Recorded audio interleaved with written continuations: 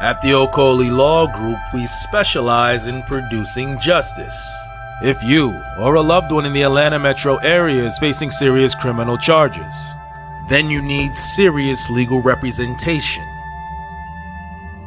The Okoli Law Group is here for you. The Okoli Law Group is here for us. The Okoli Law Group, serious legal representation. Navigating through this spiritual journey is challenging. Healers need healers, trainers need trainers, and leaders need leaders too.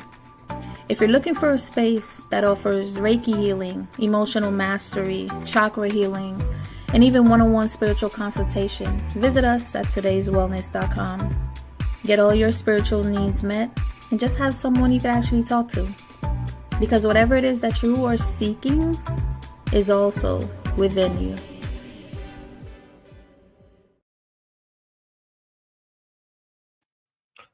Peace, family. We are live again. Dynasty Mirror Search for Huru. Thank you all. Thank you so much for joining. Do me a favor. Please hit that like button again. Please hit that like button. Also, make sure you share and make sure you subscribe. I will greatly appreciate it. Let's get this camera. Hold on one second. Let's dim this light a little bit. It's kind of bright or brighter. Okay, whatever. Guys, again, hit that like button. Make sure you share and make sure you subscribe. I will greatly appreciate it. It's a rainy day here in Atlanta. It's been raining all week. I mean, I'm not mad, but you know, we've been getting a lot of rain lately. Guys, come on in, come and join us and let a friend know. Again, come and join us and let a friend know, notify some friends, bring them with you.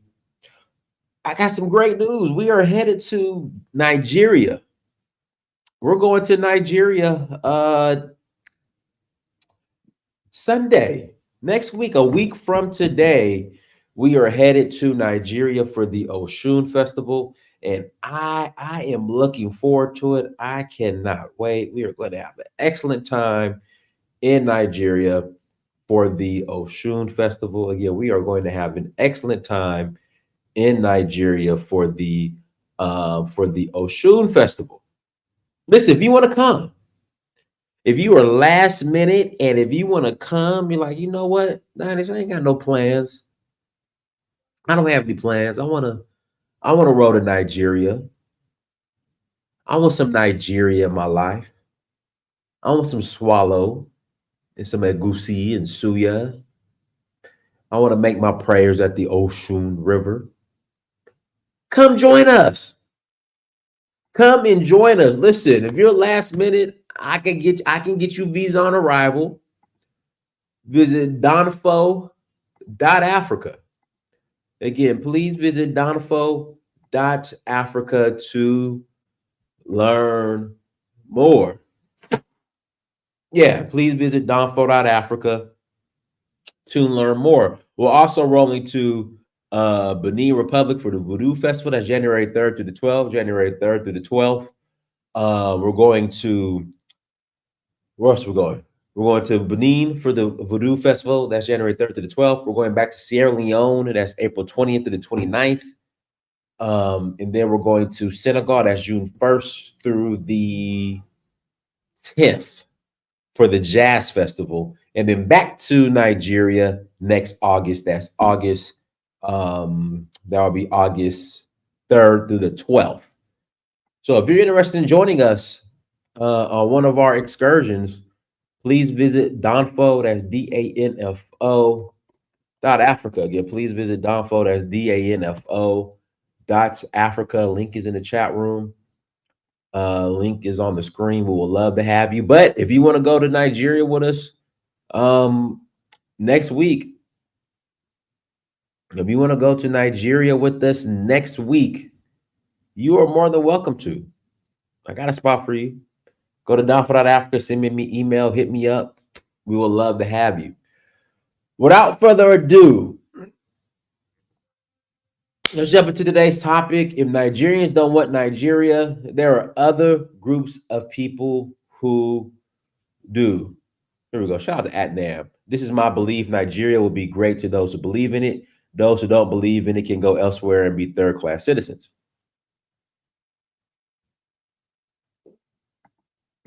It's not too late. If somebody wants to come to the tour, come join us. If someone wants to come on the tour, come and join us.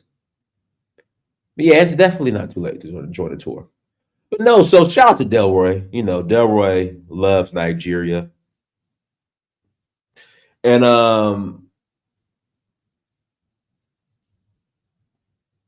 Delroy, you know, he sent this video to me. In fact, you know what? Let me play it. Let me just play the video.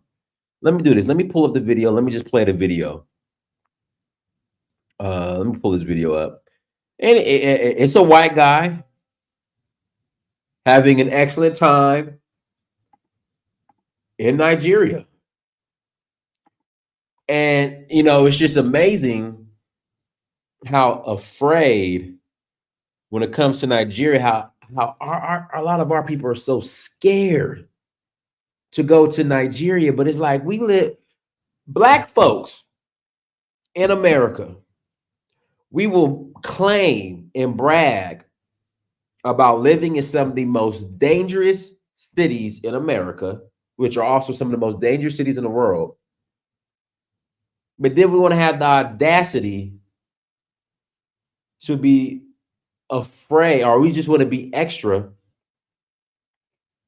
and have the audacity to claim that we're afraid to travel to other parts of the world, specifically Africa. Again, we brag about living. I'm from the Bronx, son. I'm from Harlem, yo. I'm from the Chi, yo. You know, I'm from South Central, son. Oh, not son, kid or cuz. I'm from South Central, cuz. I'm from the town, from the Bay, yo. I'm from Fourth Ward. I'm from the NO, Wardy. But then we want to be extra and play scared when it comes to traveling to Africa, specifically Nigeria, or just Africa in general. I hear some of the most toughest Black folks. I'm going to get on you Nigerians too. Some of the most toughest Black folks.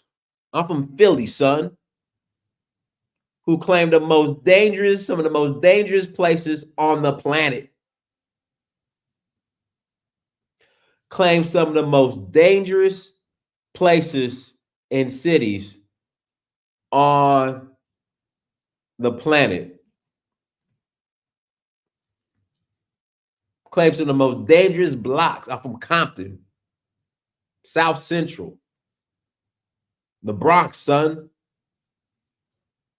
Brooklyn. We claim war zones. No, I'm gonna get on the negative Nigerians. Don't worry, I'm gonna get on them. I'm not letting the negative Nigerians off. I'm from this, I'm from that. War zones. But then we want to play bougie and stupid and scared when it goes to traveling Africa, especially Nigeria. You have no idea the phone calls I get when it comes to traveling to Nigeria. And then I ask people, well, where do you live now? I live in New York. So right now in New York, I don't know if it's still going on. They had National Guard on the subways because of the violence. Again, they had to station the National Guard.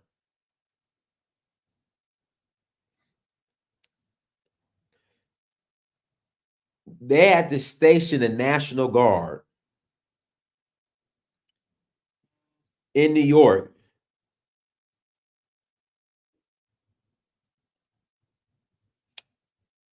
to protect the subways. But you're scared to go to Nigeria? But let me get back on topic. Let me get back to the Nigerians. Nigerians who have quit on Nigeria. That's fine.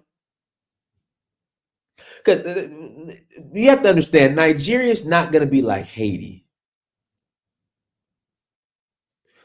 Nigeria is not a failed state. And technically, I want to be very careful when it comes to Haiti, because I don't want to call Haiti a failed state. But we did a show on this before, how Haitians, even though what's going on with everything that's going on in Haiti, Haitians are still more patriotic than a lot of Nigerians.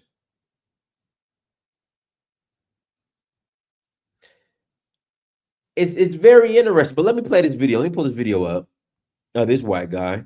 Because listen, Nigerian, if you want to give up on Nigeria, fine. There are other groups of people who are non-black, who are white, who have no problem coming in, picking up the ball, and going to score. Here we go. How long is this? We're not gonna watch all of this. And this is from, let me give him his credit, Willie Florin. Fair use, Willie. Fair use. Mr. Ife Olua. Salute my brother. Peace to the chat. Thank you for the super chat. Oh, let me just do this.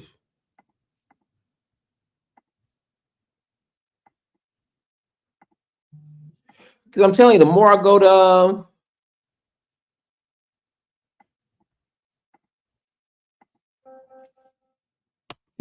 to Nigeria and just West Africa in general, but the more I go to Nigeria, Progressive Commercial Insurance offers affordable small business protection. You can receive discounts on commercial. Almost finished. If it's always been a dream to go to Paris,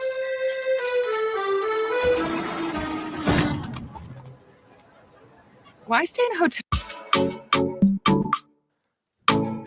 Train your eyes to see beyond the obstacles, and you'll uncover the untapped potential within.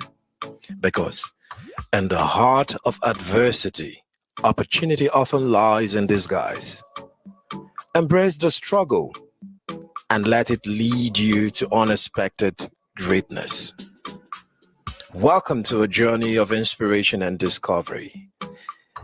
In this video, we take you on an incredible adventure with the Dutch fish farmer, Mr. Willie Florin, in an enchanting region of Kashimbila, Taraba State, Nigeria. You'll explore a side of Nigeria never before seen on the internet. Oh yes. Join us as Willie Florin unveils the immense potential surrounding the Kashimbila Dam, sharing his insights on the power of a positive mindset in unlocking Nigeria's hidden treasures. Witness breathtaking views of the dam.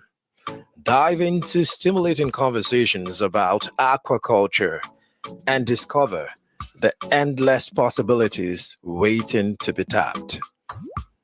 I am Dominic Iudu, your anchor, and it's always a delight to guide you through these captivating stories. Please don't forget to like, subscribe, and share. Guys, I'm gonna. We can't wait to read your comments and to them. They're in Nigeria thoughts. right now. You're welcome to our channel. Let me fast forward to the end.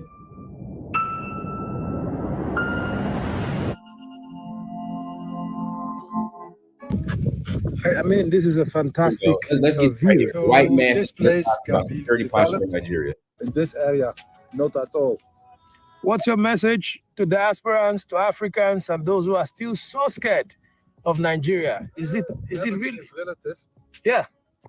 You can go to America, you go to a petrol station, and you get robbed and killed. Yeah. I've never heard about kidnapping or such in this area, not at all. What's your message to diasporans, to Africans, and those who are still so scared of Nigeria? Is it really? It's relative. Yeah. You can go to America, you go to a petrol station, and you get robbed and killed. Yeah. Yes. Then you say, oh, America's a bad place. You can be here for 10 years and you have not noticed any problem. Indeed. So, in a nutshell, when you live in Nigeria, you live a life with less exposure. You don't expose yourselves. I get. With expensive gadgets. Yeah. You don't show piles of money in your pocket. Yeah. When you go out late, be sure that you are in good places and not in the very bad places where there's a lot of violence. Yeah. So if you go to long journeys, you go with mobile. Yes. Especially when you have a color like me. I'm an outsider. I'm a foreigner. Yes. So I'm here already since 2009. I have been robbed once. Yeah. But for the rest of the time, I have not gotten any problem in this country. It's incredible. I mean, to think that, a couple of people out there would imagine this is more or less a death trap. But there you are. Even inside that chaos, you are having the best of time in Nigeria, building structures, empowering people, sharing your perspective, and of course, drinking your gin inside the Kashimbila Dam. Yeah. It's amazing. The $1 gin. Exactly. No, it's $1 blended grain whiskey. Oh yeah, you're getting natural. But I also have been drinking a whiskey, which was, I think it was called Juliet or something. Ooh. I checked it on the internet. I got it from an old ex-senator. Yeah. One bottle was $3,000. Not only me. Thank you so much, Mr. Willie. We still have more exciting sites to share, but on this episode, it's good. Nigeria is such a beautiful country, guys. Nigeria is such a beautiful country. Nigeria is such a beautiful country, man. Untapped. And I'm still at the tip of the iceberg when it comes to Nigeria. I'm at the tip of the iceberg when it comes to Nigeria. Like I haven't explored. I haven't really explored Nigeria. So it's just something that I need to do more of. So anyways, links in the chat room. Nigerians who live in Nigeria. Like I understand you leave Nigeria, you want to seek opportunities. I get it. I'm not mad at you. But you got to go back because other groups of people are. Again, other groups of people are. And they're going to take your birthright. They're going to take your birthright.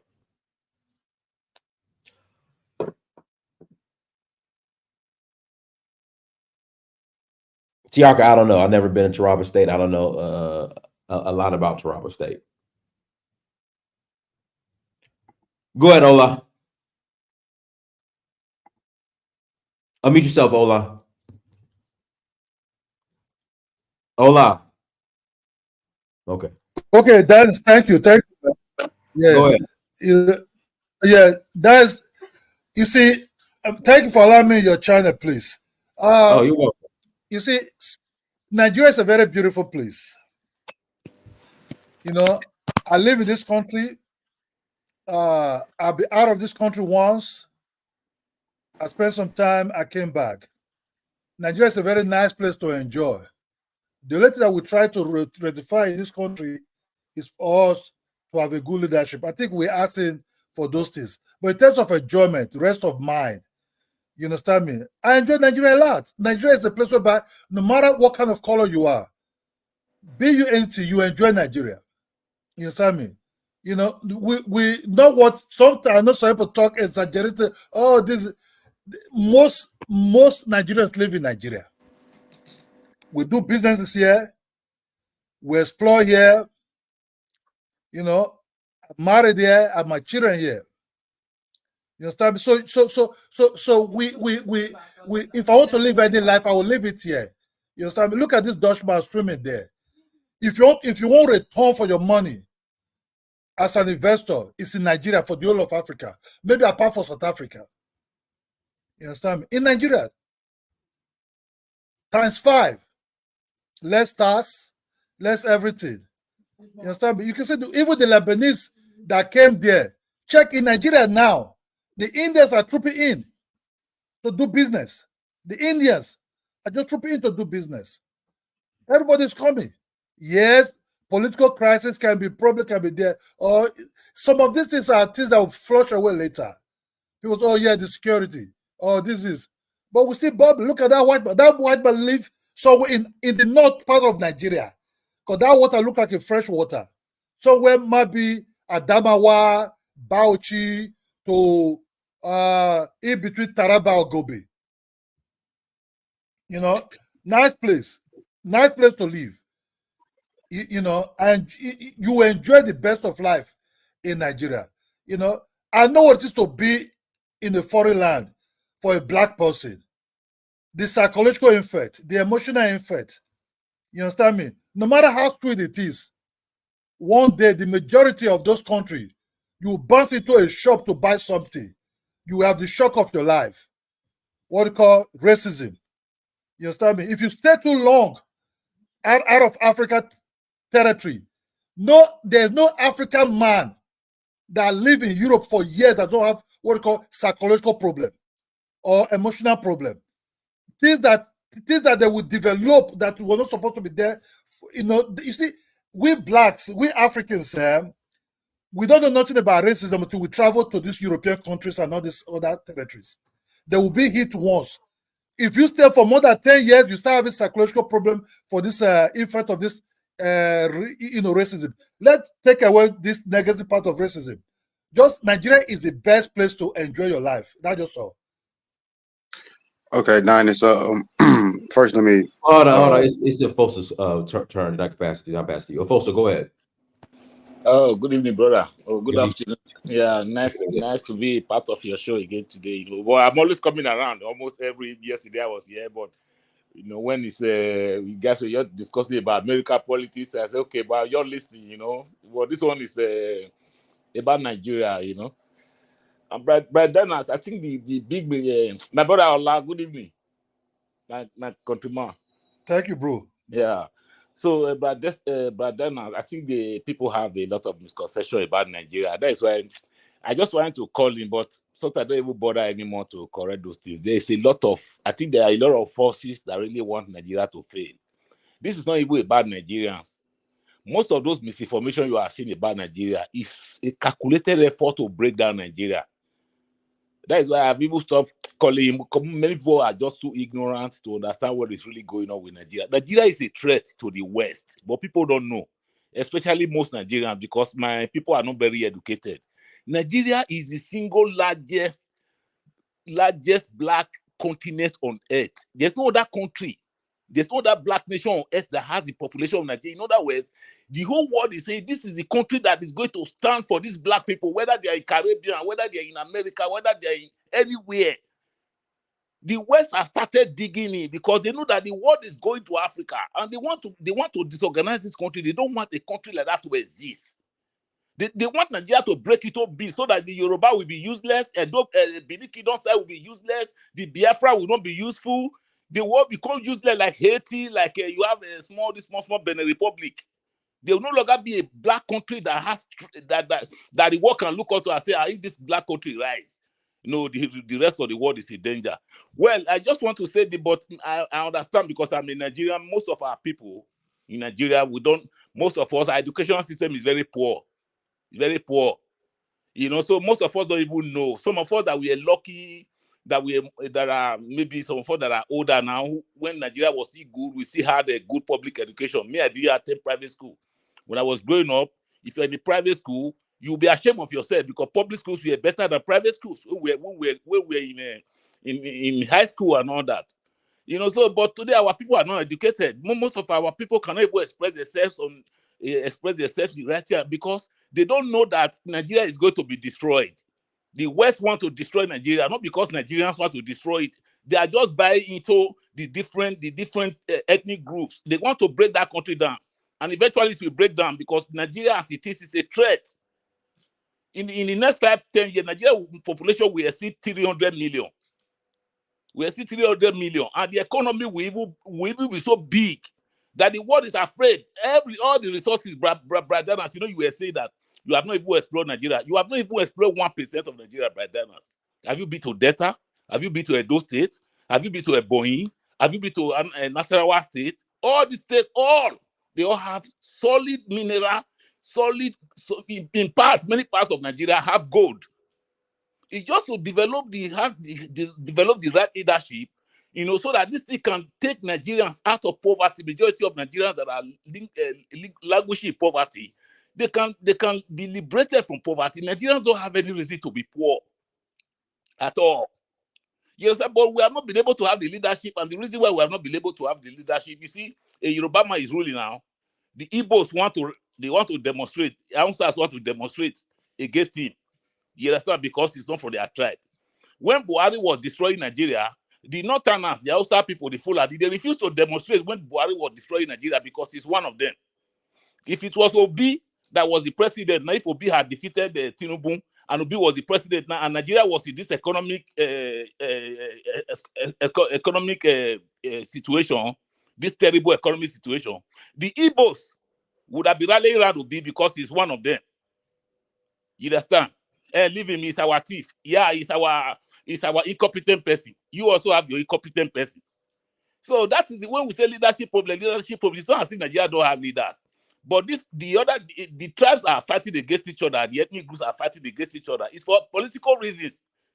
Because after politics, all of us relate well. We go to each other's party, we go to school together, we do everything together, we marry each other. But when it comes to politics, they will not bring it. You don't go on the street in Nigeria every day and be thinking, oh, will I encounter tribalism today? No, it doesn't exist on the street. You don't see it. It's non-existent. You cannot feel it. But when it comes to politics, you see the Hausas, they will weaponize their religion. If the Southerners take over now, they will impose Christianity on us. Then the Southerners will say, if the Northerners take over now, they will impose Islam on us. So that is the problem with that country. You know, it's unfortunate. It's supposed to be a great country. It's still a great country, in my opinion. I'm a very patriotic Nigerian. Me, I will do anything. I will do anything for my country, Nigeria. I love Nigeria. I love Nigeria so much. So much. So it's a pity that maybe there may be a handful of people out there for political reasons. Maybe their candidate did not win the election. They just start destroying the image of the country. You understand? So it's just that's the way I see it. Nigeria is a great country, my brother. Brother, try and make a visit to Nigeria where you just visit some places to really see for yourself. And you will also be able to make business decisions also. Thank you very much. Okay. All right. First, let me give some greetings to my brothers here from Nigeria. Just an African American. So I want to acknowledge the fact that my comments are only going to come from the lens of African American. I've never been to Nigeria, and the reason I'm saying this is because oftentimes when my brothers from the continent are commenting on American politics, I think oftentimes we forget that a lot of the only things that we know about those things are just what we see on TV, right? You know what I mean? So I'm just acknowledging. Only thing I really just know about Nigeria is the commentary that I see from the media, and I guess the research I've done on Nigeria myself, right? And so I just want to put that as a disclaimer. Now, I think that what's going on right now in Africa concerning Generation Z, in my opinion, is just extremely inspirational and beautiful. I do think that what's going because I saw an article about the army saying that they was going to dispel any kind of protest by Generation Z in Nigeria, because I think Generation Z is organizing some kind of protest that they're going to practice in Nigeria coming up in August. And I wonder if the AES, the surrounding Sahel states, would come to the defense of Generation Z the same way they came to defense of Niger when there was a coup d'etat, right? So I wonder if I guess hypothetically, if the Nigerian army was to kind of do kind of like what they did around it. I think a couple years ago when the police was killing, protesters. Well, what was that called? It was called something. I can't remember what it was called around the world. But I wonder if the Yeah, you're talking Nigerian, about NSAS. yeah, that NSAS protest. Yeah. yeah. I wonder if the army was to kind of do something like that again to this Generation Z, this young kind of revolutionary generation. If the AES would kind of step in and say, "Hey, look, man, if you engage these Generation Z, that's pretty much like a declaration of war against us, right?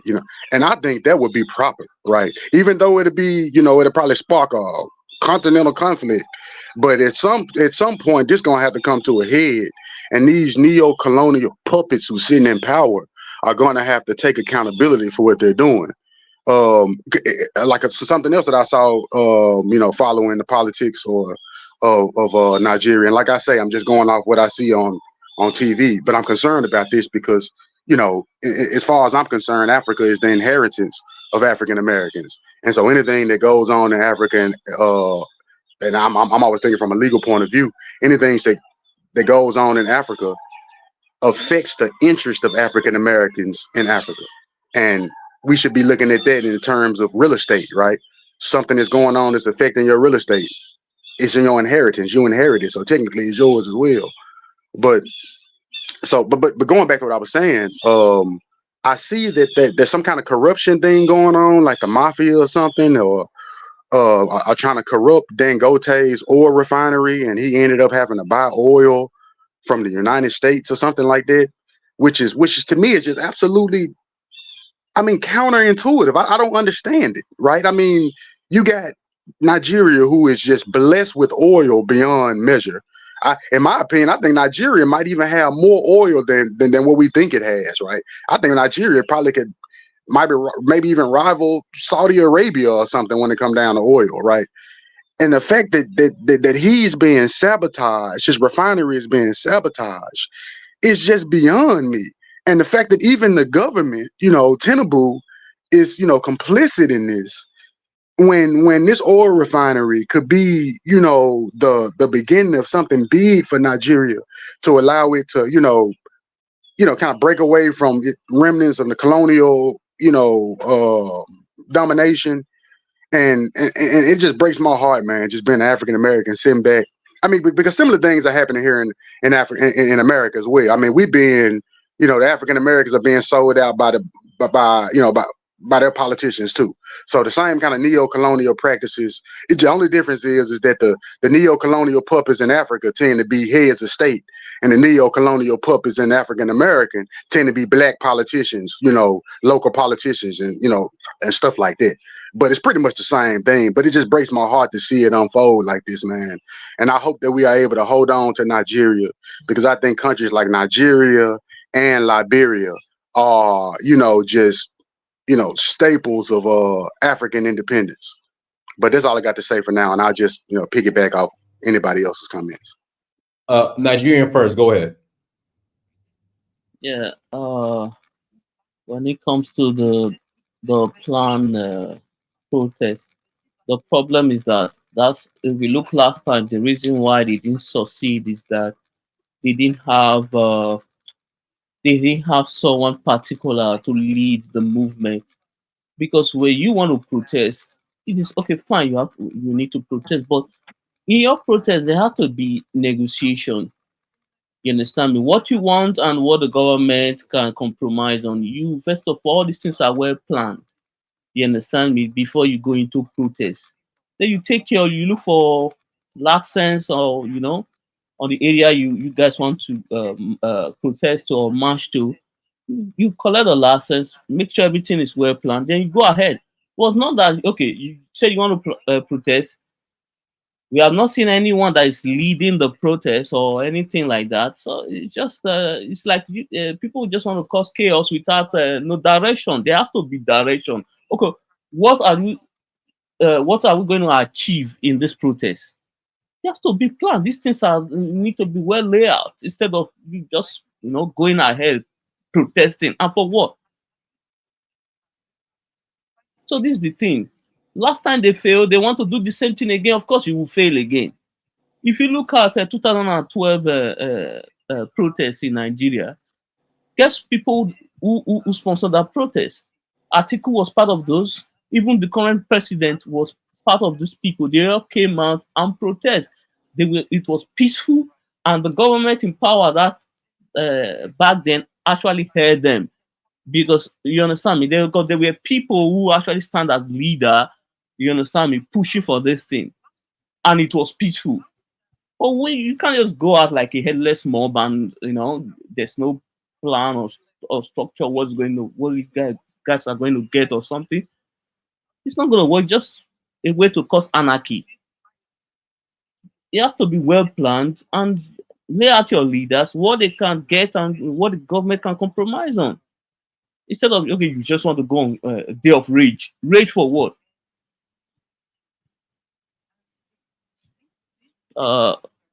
That's all I have to say, Dinos. Okay, go ahead, Jagoon. Good afternoon, guys. Thank you very much.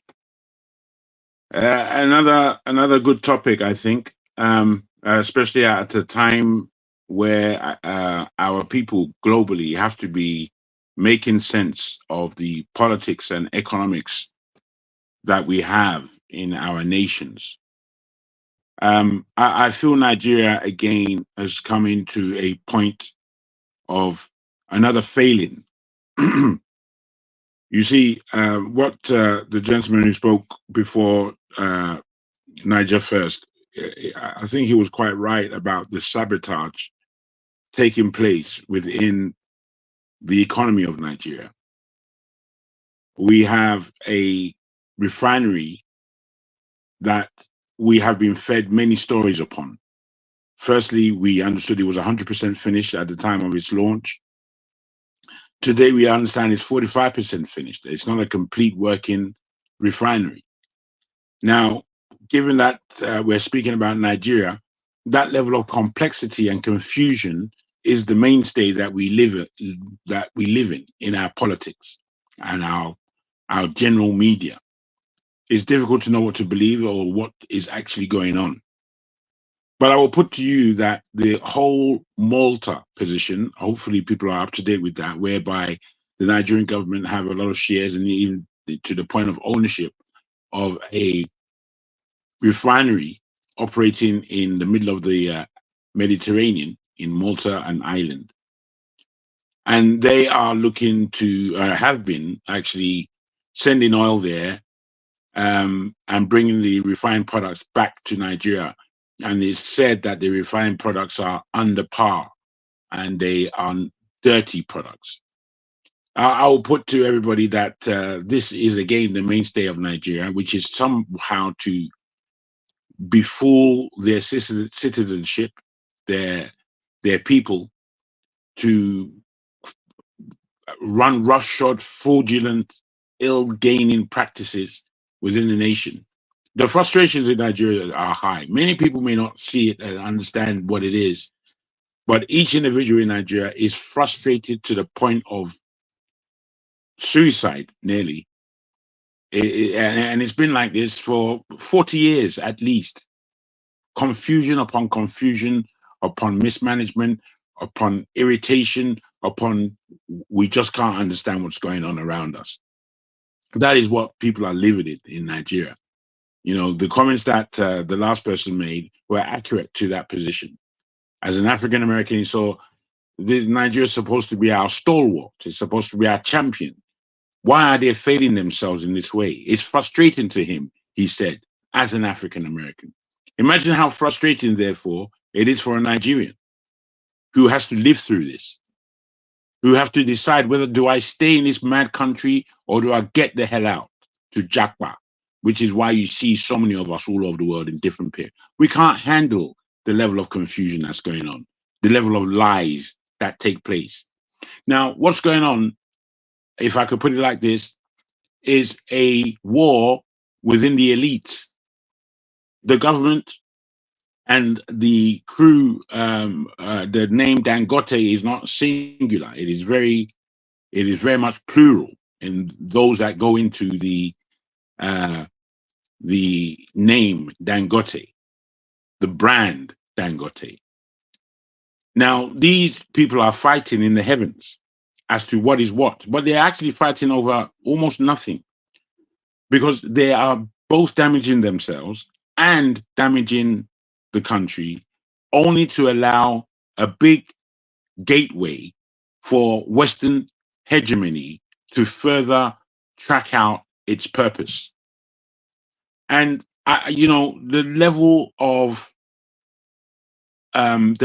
of righteous feedback from the people, which may come in terms of a protest, it's not sufficient.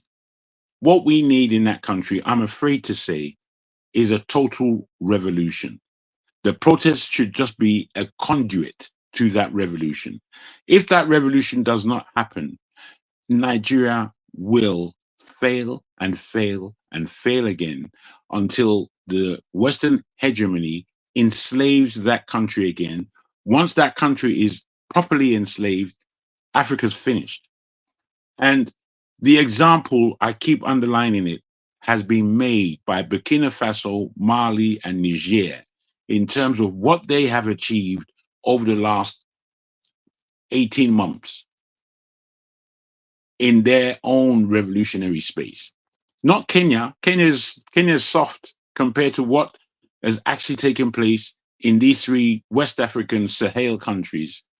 Is so powerful that I'm hoping, I'm praying. Hey, Mr. Jagoon, can I ask you a question? I just want to end like this. I just hope and pray our people are taking witness, are looking at this history, and are appreciating what's to be done. Thank you. Mr. Jagoon, can I ask you a question? Hold on. Let me. Kiddo, let Skywalker ask his question, then you can respond after that. Go ahead, ask your question. Okay, so Mr. Jagoon, I really appreciate your analysis. It may help me understand a lot. What do you think about the comment, the other comment I made about the AES possibly?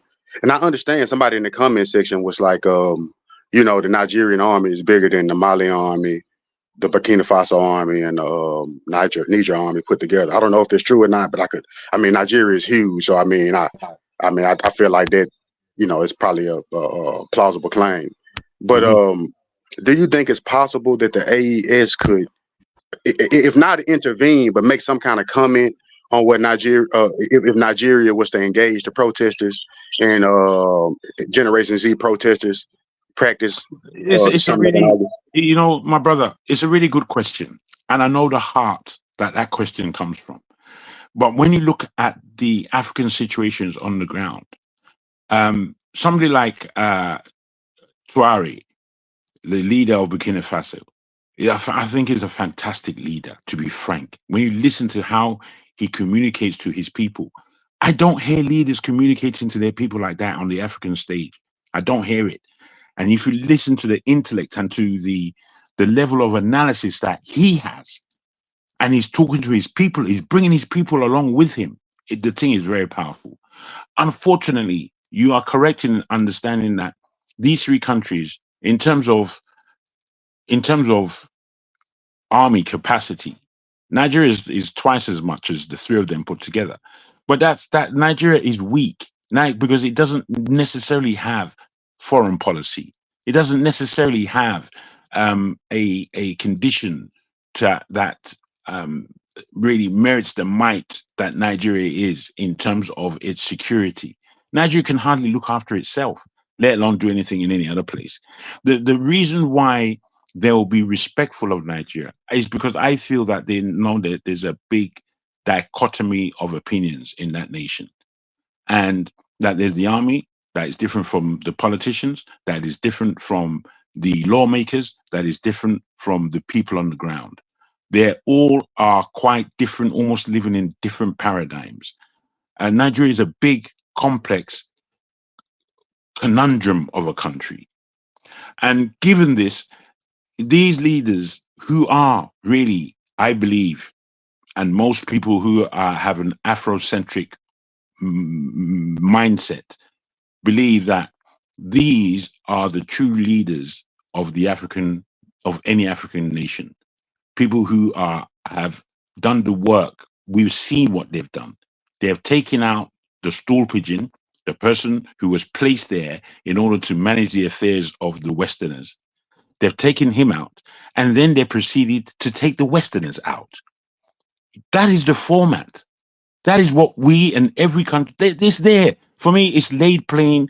Nigeria, Ghana, Ivory Coast, any of these nations have seen what to do. They just need to follow suit, because unfortunately, the neo-colonial, some countries in Africa, the Francophone countries, they didn't really get rid of colonialism at the time of their independence.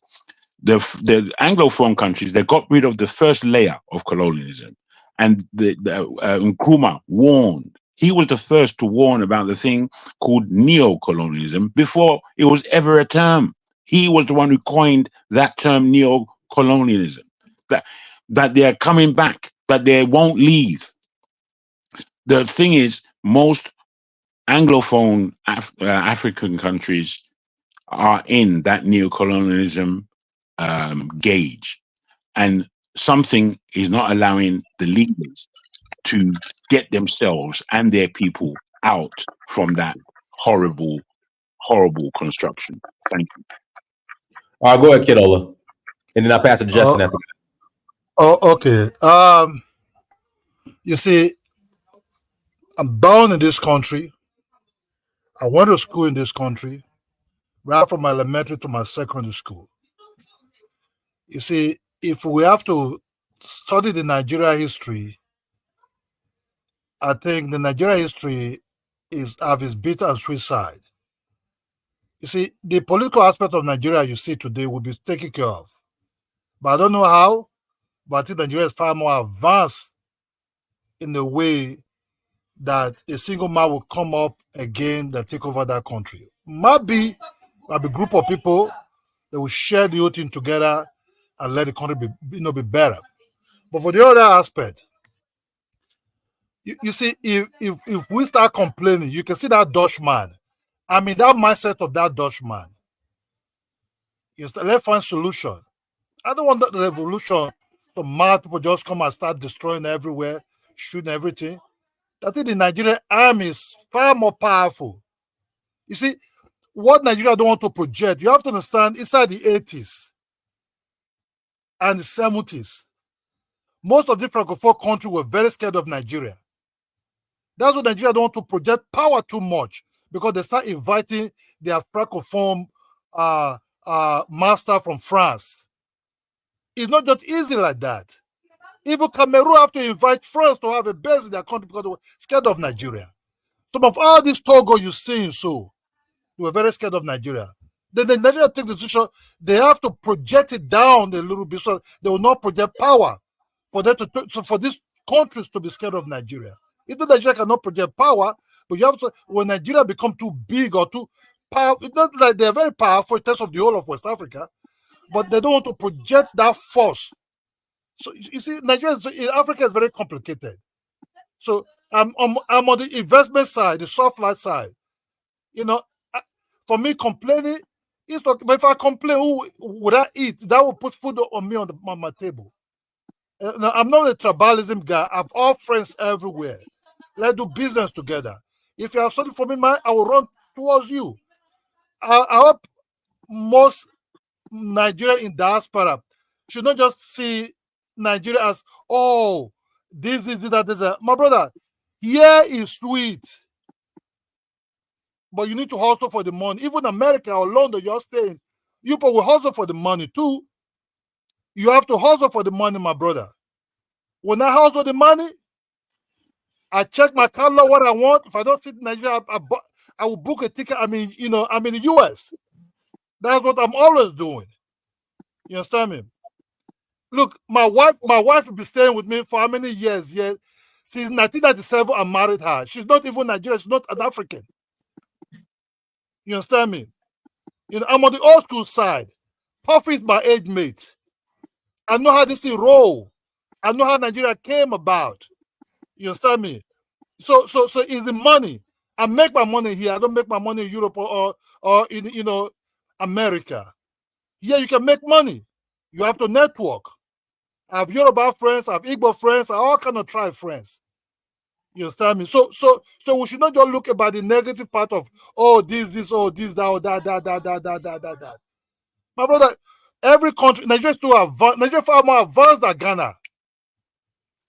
If you put Nigeria there as a university, Ghana is like a primary school.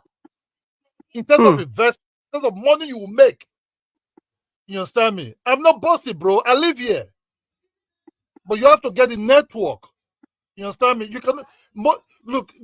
This is about money making. That's why I'm on that. You see that white man over there, should me having best of life. But what we Nigeria should be complaining about? What that man is in Taraba, the north, where people say, the north is too dangerous. But it's in the north, enjoying himself, making money. He's not seeing, he's not seeing those danger. Man, I live in Europe before. I live in America before, bro.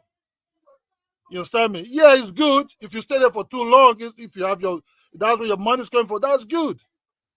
But here, for me, this is where the money is, and this is where I will stay till I die. Dana, schooling. Let me quickly drop something. Well, no. Let me pass this. No, just to lead you. I want to say. The Nigerian first. Dana, just for I'm not going back and forth with you. Justin, go ahead, Justin. I'll pass it to you. Go ahead, Justin. Let me just. Okay, Justin. So I was going to see me. I'm just going to go straight to the point. Yeah, I've noticed there's more Nigerians on this live right now than Black Americans. You see what Jagun said, my brother. How you there? See what Jagun said. Yeah? Okay. He just said exactly what we need. That revolution. That's what we need. There has to be something that'll make these politicians sit up. And especially these current sets, because it's like a classroom, It's a set. You need to get rid of these current sets. Them, even if it's them and their kids, because a lot of what happens in Africa is dynasties. We've not had that yet in Nigeria, but it can happen. Because even those ones, when they get rid of the dictator, it's usually his child or his cousin or his uncle that ends up taking over. You need a literal revolution.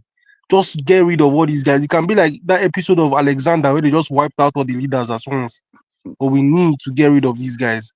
These guys, you see that Nigerian government, it's loaded full of economic hitmen in every industry. That's why, like, you see that steel industry where they built that half-built Ajaokuta steel plant that they abandoned it for 5 years. It's growing moss and algae all over it. It's economic hitmen. Everything. They have guys from freaking FBI, United States, making big man calls everywhere, sabotaging everything in that country. Go to Plateau State. A lot of these guys financing these dudes carrying arms. They are not necessarily, it's not always an Islamic terrorist thing, Sometimes these guys are getting arms from people abroad. And cost of life, you know how Africa is. Cost of life is cheap. Pay a couple small boys here, give them M16. These guys are loaded. If it's really that easy to start terrorist group there, and these terrorist groups are really wreaking havoc on all these people, you might as well use it to get rid of this current government. We know that this government is bad. And I hate when other Africans say this thing about charity and IMF loans and World Bank. One of our biggest enemies as Negroes, like forget whether you're an African or Black American, as Negroes in general, one of our biggest enemies is this IMF and World Bank. They don't like us at all. These guys do not want us to succeed. That's where the real economic hitmen are. They are everywhere. These guys, where they are suit and tie, they come to your country, make a couple contracts here and there, and boom, they've ruined entire industries in your country. That's what's happening to this Dangote refinery thing now. We've been saying it since we have oil everywhere. I remember I lived in a place in Nigeria, Arepo. I was seeing oil with my own 2 eyes, leaking from the freaking ground. Military men were calling their cronies to come and help them collect raw crude, black crude from the ground. The forest opposite my house. And look, Dangote refinery is built. Now, what we are complaining about now is how are even going to get crude to the extent they have to be importing from Brazil just after the refinery is built. If they tell you they understand Nigeria, or that person did not explain Nigeria well to you. Look at the paradox. We were complaining about refinery before. Now they built refinery, we are complaining about crude. There is crude. You see these guys at the top, they're just making things hard. Growing up as a Gen Z Nigerian, I've always noticed, and this is something that any Gen Z Nigerian can tell you about, and it's just fact.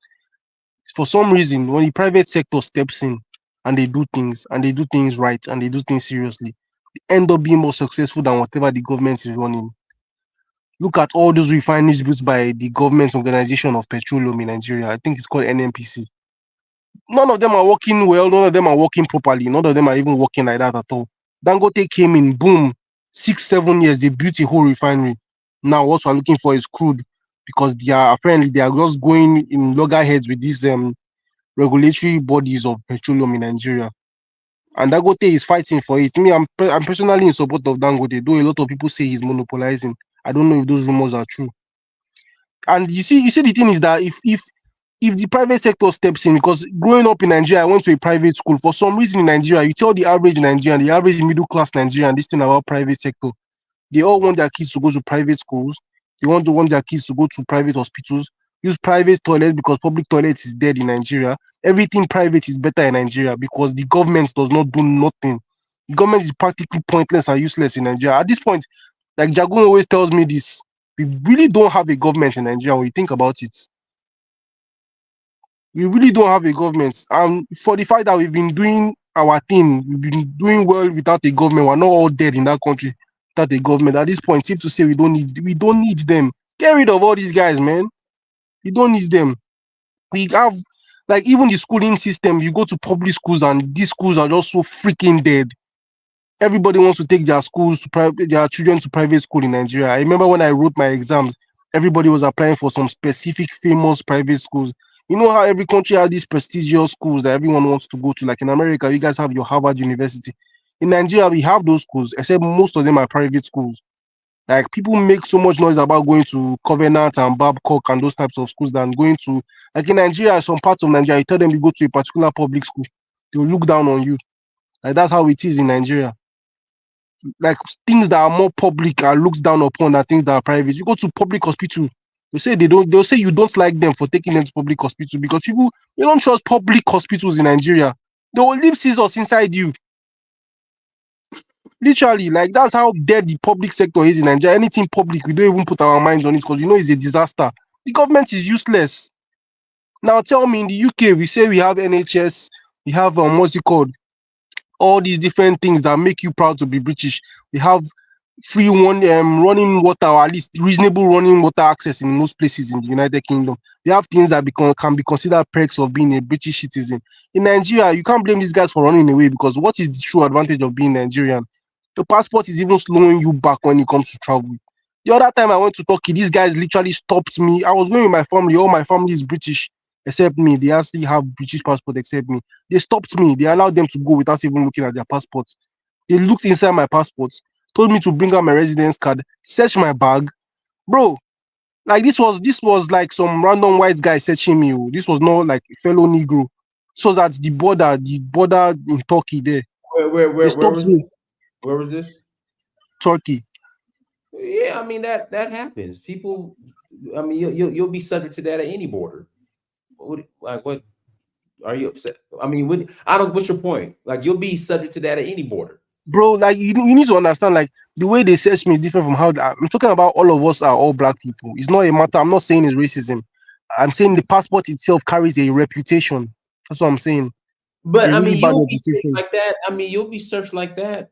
They have the right to search you like that. This was no. You don't get what I'm saying. It's not the place where they search you. Of course, you have to like scan your bags and all that. This was literally like before you just literally get into the plane. Yeah, but my brother, you should understand why they are doing that.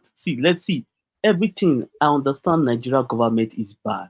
But let's be honest, our reputation outside Nigeria are caused by Nigerians. Nigerians will destroy our reputation all over the world. It's not the government. Government have their fault, but who are they arrested at the airport carrying drugs and all that? Is it not Nigerians? Is it Nigerian government? So they have to check you. So blame your fellow citizens for doing for certain crime. This is the problem. The reason why the country is not working is that everybody always hide behind the government. The government is the problem. No, it is not. If you look Nigeria deep down, Nigerians are highly involved in the dysfunction of the country. We are involved, including myself. How many people do things right in the country? Even to obey traffic law is problem. People will carry trash and put it on the this thing on the sewages, and sewage is blocked. They start complaining. You see, Just you to have do a point little in what you are things is saying. difficult for us. They will everything. See, let me tell you why nations actually work. It mostly involves the citizen. I saw a Yeah, video on you're this. right. I saw a video on this YouTube. Somebody was giving analysis between Nigerians and other African countries. What I see there is not government problem. It is Nigerians. How Nigerians are dysfunctional. Just to obey simple rule is problem. Okay, let's be honest. The last administration, we may blame him for everything that happened, but guess what? He was a Nigerian nationalist. He wanted Nigeria to be self-sufficient. How many Nigerians key into those ideas? None. Everyone None. wants everything. Everyone wants everything imported. How are you going to build the economy if you want to import everything you consume? You don't want to create anything in the country. See, let me tell you something. That is not debatable. You are right. We also are part of the problem. But you see, this government. I mean, we know that our government officials have a Everything is reputation. government. See, okay, let me Come ask you. on, bro. You know that the government officials have a reputation abroad. These guys even have a worse reputation than us. Should I go back? Should I go back It to is Nigerians. see? It is Nigerians. We may blame. Let's blame them for poor management. I get it, but our reputation abroad, it is us, Nigerian citizens. I saw today there was a Nigerian guy that was arrested in Australia with drugs worth $9 million. See, you can give. See, boss, you can give so many of those. There's many examples. If you continue like that, you take all the time in this entire live stream. There's many examples you can give. I can give examples as well. I know your point. Nigerians are a problem even abroad. Yes, we even commit scam. The Nigeria blew up somewhere in London not long ago. We get your point. See, let me tell you something. Our politicians don't are not any better. Guess where Yahoo came about? It's not a politician that started Yahoo. It's not the people now. The politicians themselves give us a bad reputation abroad. Forget the people. A lot of the things happening is actually my turn to talk. I believe Dinah's give me the permission. Hey, guys, let me read these super chats real quick. Mr. Ifaloa, salute my brother, piece of the chat. Information Man Show, thank you for the $4 holla. John Nzola, thank you for the $2 holla. John Nzola, thank you again for the $5 holla. I wouldn't be surprised. Well, let me finish. I wouldn't be surprised if the IMF is behind the Kenyan protests. Okay. Go ahead. Oh yeah, Dinas, that makes sense because you know the IMF, basically what's going on in Kenya is like this guy kind of wants them to use their own taxes to pay off all these IMF loans, you know, like including the ones that had already made them in debt before Ruto came in power. You understand? So it's more like they want these guys to pay more taxes to pay off the loans. It's kind of like what you guys do on a normal day in America. Like all the weapons that the American military is building is your taxes they used to. It's your taxes they used to guys, actually who is do this all guy? that. Who is this guy? This guy complained a lot, bro. Bro, you come here. Are you in Nigeria? Do you know they're doing IVF in Nigeria? Do you know they're doing some surgery in Nigeria? Do you know they do all kind of surgery in Nigeria that I don't know if you're staying in England or wherever you're staying over there. My man, you cannot just come like that, start attacking the country that because you hear some. Nigeria is big, bro. Huge. The population is huge. Maybe you hear some sad story. Okay, since you left Nigeria, what is your investment in Nigeria? What have you done in Nigeria? You see, it's easy for you to stay out of Nigeria to be saying all these things. You understand? You know, why you don't really know the real what's going on. You just condemn this, condemn that, condemn that, condemn that. You condemn everything. You understand me? If this are not, are we in the state of chaos then in Nigeria? Foreigners are enjoying this place. Foreigners are living. My brother, I agree with you. You know, Lebanese, Nigeria is Europe. Lebanese is like you guys are Europe. Nigeria is Lebanese Europe. They drive heavy cars.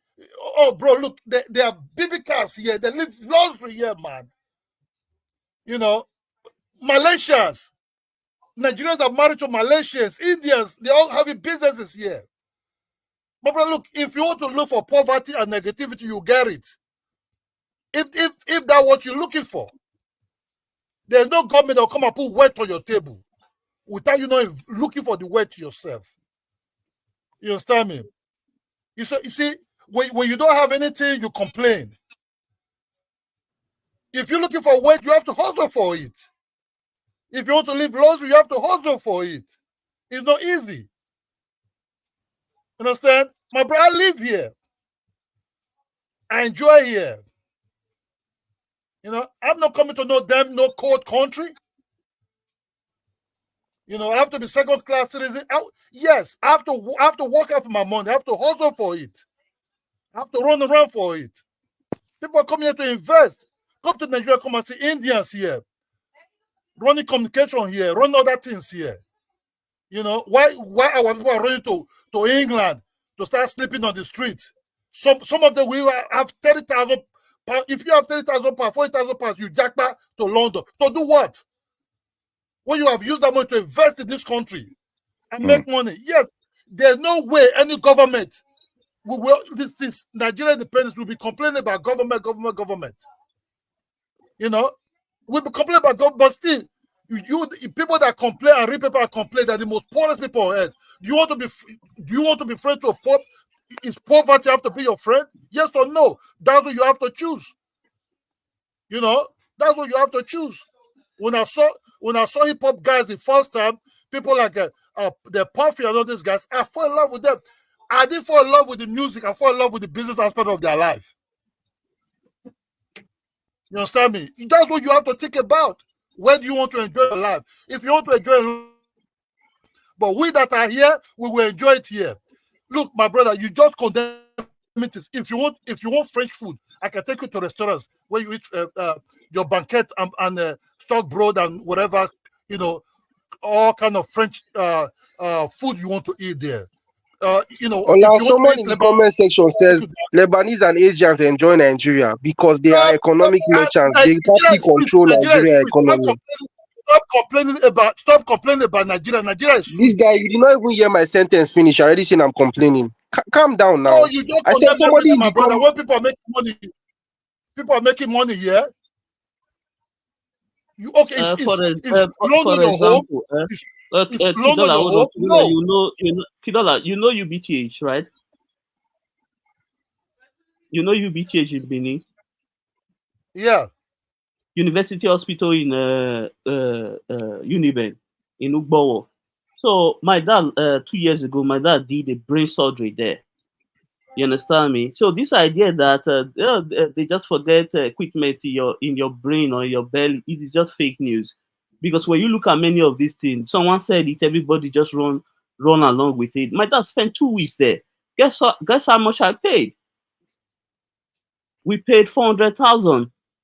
And there was a blood clot in his brain. They had to open his brain and remove it. So it was a major surgery. It cost us just 400,000 naira. That's not bad. I mean, was the surgery? Was the surgery successful? Yes, it was successful. My dad is alive as we speak. Okay, well, 400,000 for brain surgery is not bad. And he spent 2 weeks. 400,000 naira, correct? Yes. Yeah, that's not bad at all. All right, let me pass the mic to free game. Go ahead, free game. Then I'll pass it to y'all Khan and John. Go ahead, free game. So Dynas. Go ahead.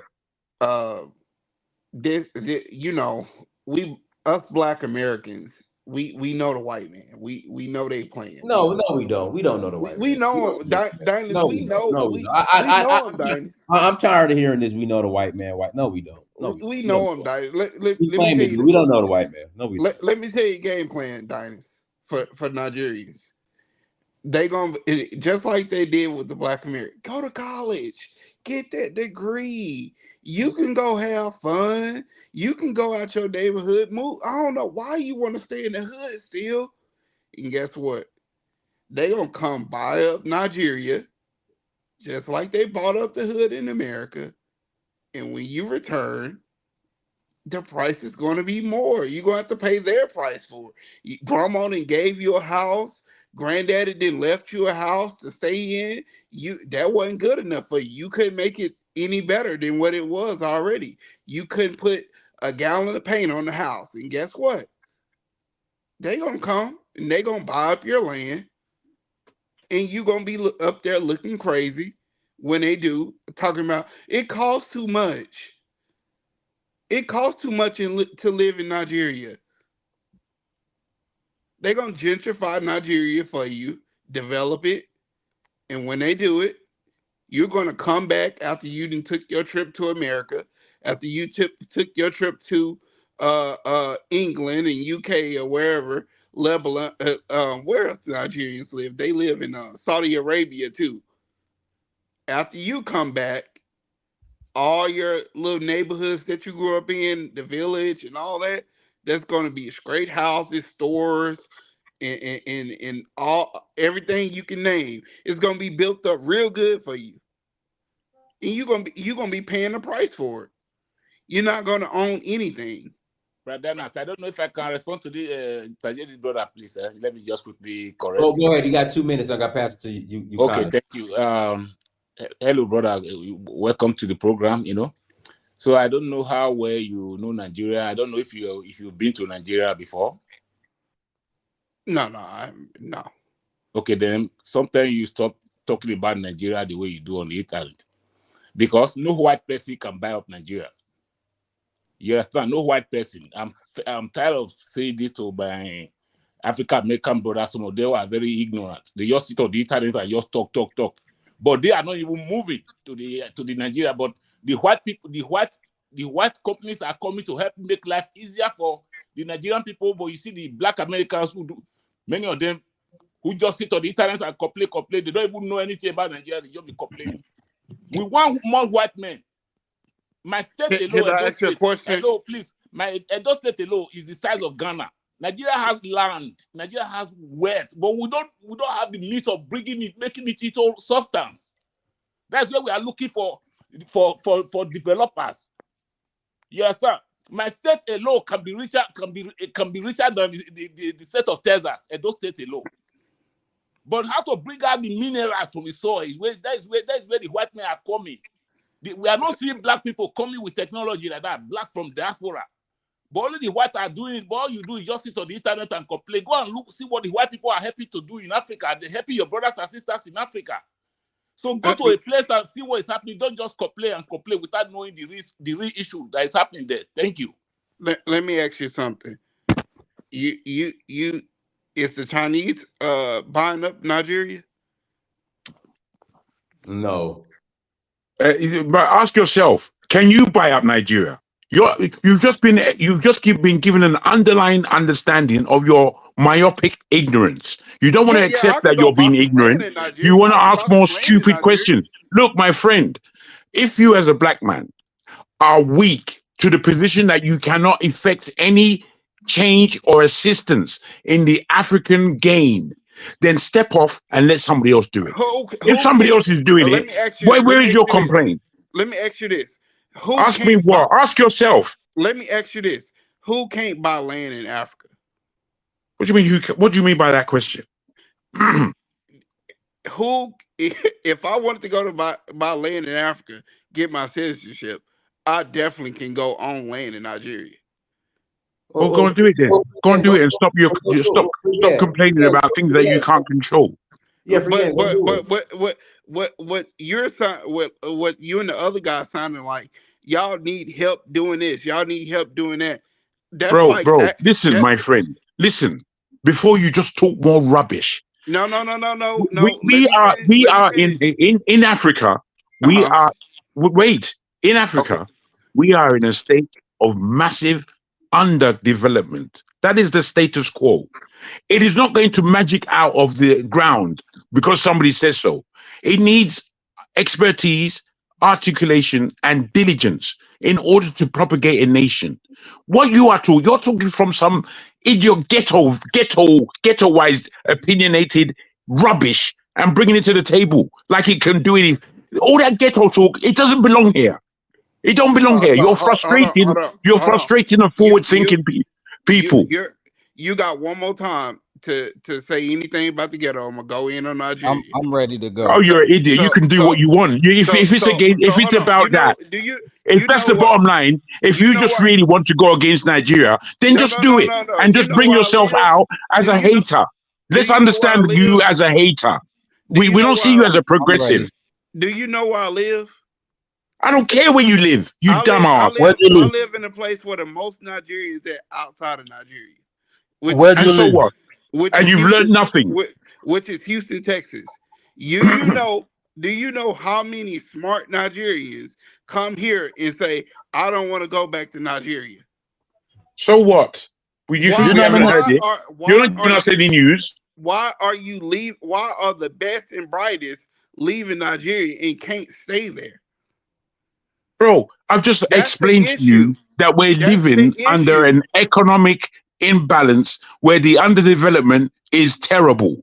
So people and individuals, they go to all kinds of countries in the world in order to have some level of life. In this world, life is not promised. You can die tomorrow. Nigeria, if you're born and raised in that country, you know the value of life. And then if you can get out of a situation that is seemingly against you, that is what you do just on a natural basis. You, from your point of view, all you're seeing is, why are all these Nigerians here? Can't they go back home? You see, who's got time for that rubbish? I'm saying well, that's where you're coming from. You got Nigerians coming here, which are some of the best doctors in the area, but you're telling me they can't develop their home? I don't believe that. You see, my friend, unfortunately, Jago, please let me reply. Sorry, we don't like. Hold on. Do you know the Nigerians that live in Nigeria? Do you know the Nigerians that live in Nigeria? You talk about the Nigerians that live in. What you're talking about? Hold on, bro. Hold on. I live in Nigeria. What you're talking about is a total different ball game. You talk about a few Nigerians that went to maybe who live in Texas or Houston, which I've been to. Then you want to compare that to the Nigerians, the millions of Nigerians that live in Nigeria. Let me just tell you something, bro. Nigerians is huge, okay? If I take you to Ibadan, if you want to meet millionaires there, you see millionaires there, right? They have never been to United States. If I take you to, I'm not talking about Lagos, whereby a lot of millionaires are there. If I take you to somewhere towards the east, towards the Bado, Abeokuta, all these areas, my brother, you will see them there. So don't talk about few Nigerians. He has no idea. He's just talking rubbish. Most businesses in Nigeria be owned by Nigeria. You understand me? I live here. I hustle here. I hustle for my life here. You understand me? I have no complaint. Yes, there's certain things you think, okay, might change. But that doesn't mean that I can't eat, that I have to be dependent. Oh, there's America there. I live in, look, bro, I live in London, not London. I live in part of France. I live in Germany. I live in the United States. My brother, you can't tell me anything. You understand me? Okay, if you go over there, you make your money, come back home, come and invest. You know a lot of Nigerians that live in Nigeria living good. Do you know the population of Nigeria? I know that. I'm not saying that Nigerians don't live good in Nigeria. Only thing you talk about land, you talk about Ghana. You don't compare Ghana to Nigeria. Let me just tell you the truth. You don't compare Ghana to Nigeria. Nigeria is just too huge for Ghana. Ghana can be one state.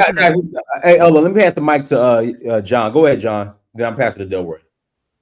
Appreciate that, Donis. Peace to the sons of God out here.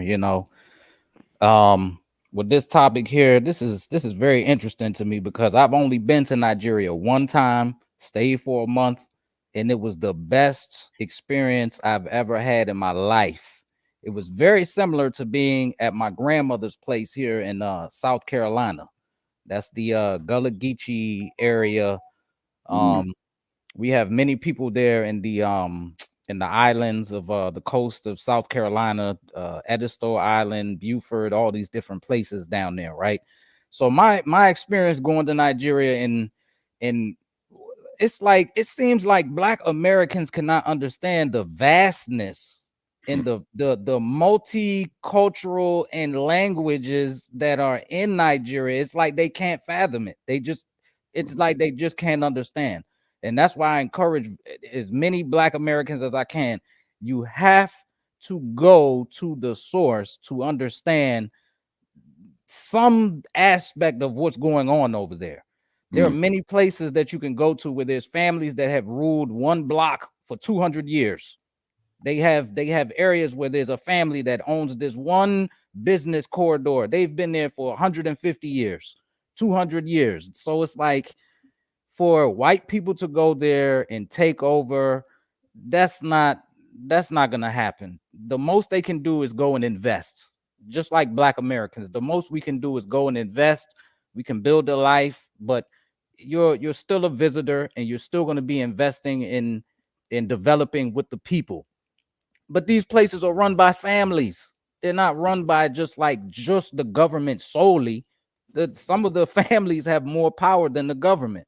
As a matter of fact, when I went there, I met very many politicians, and they told me about certain things they need to do to stay in power, like doing like spiritual cleansing and going to have spiritual purification done so that they can, so that they don't get injured while they're running for their office.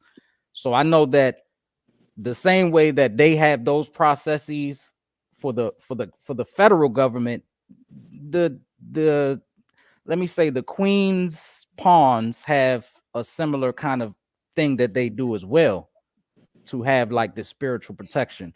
But long story short, I don't want to hold you all guys too long, but long story short, for Black Americans, anyone that's listening, understand Nigeria is called the King of Africa for a reason. You should wonder why they call Nigeria the King of Africa and not South Africa.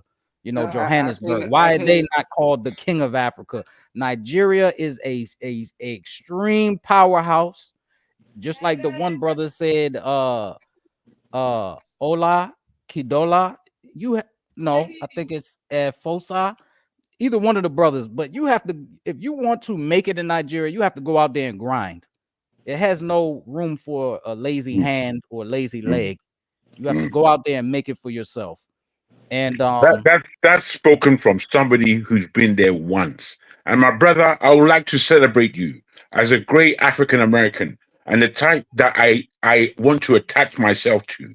Your diligence of understanding is the way people should be going in African America, as to retract themselves from the confusion that they would like to bring to the table.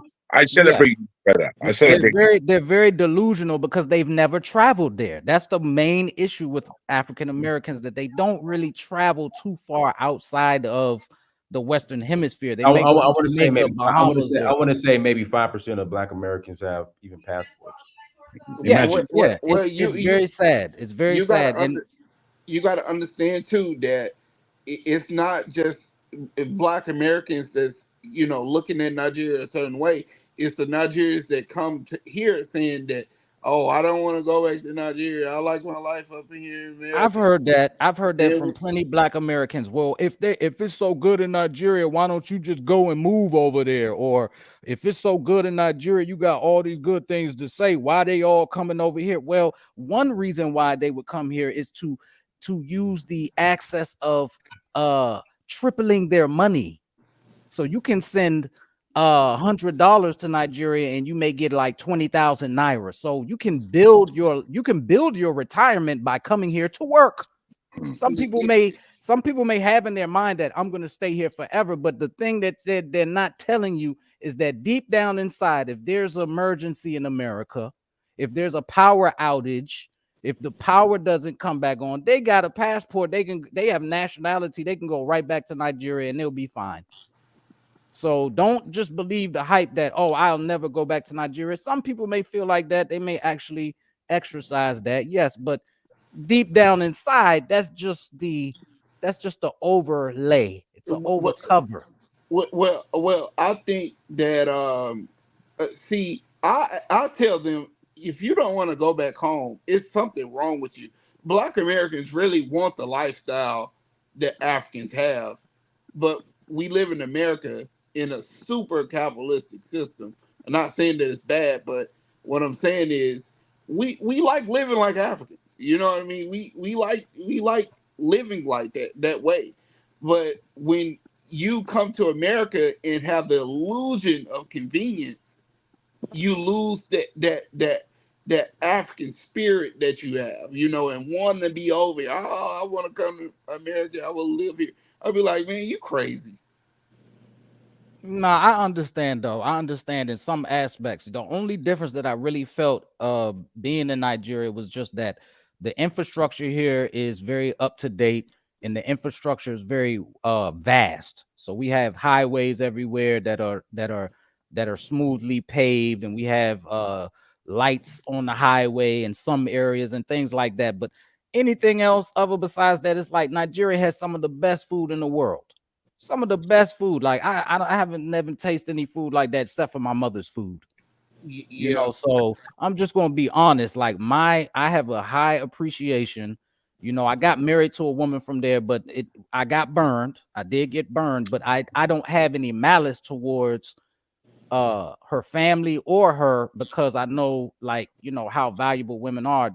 Some people may try to interrupt, you know. They may try to interrupt whatever kind of unions or connections you have with people over there. As a matter of fact, I believe very strongly in the United Nations Memorandum, Article 46, I believe, or Article 42, where they made a statement to say, like, if blacks in America try to unite with anyone specifically on the western coast of Africa, we must dissolve it.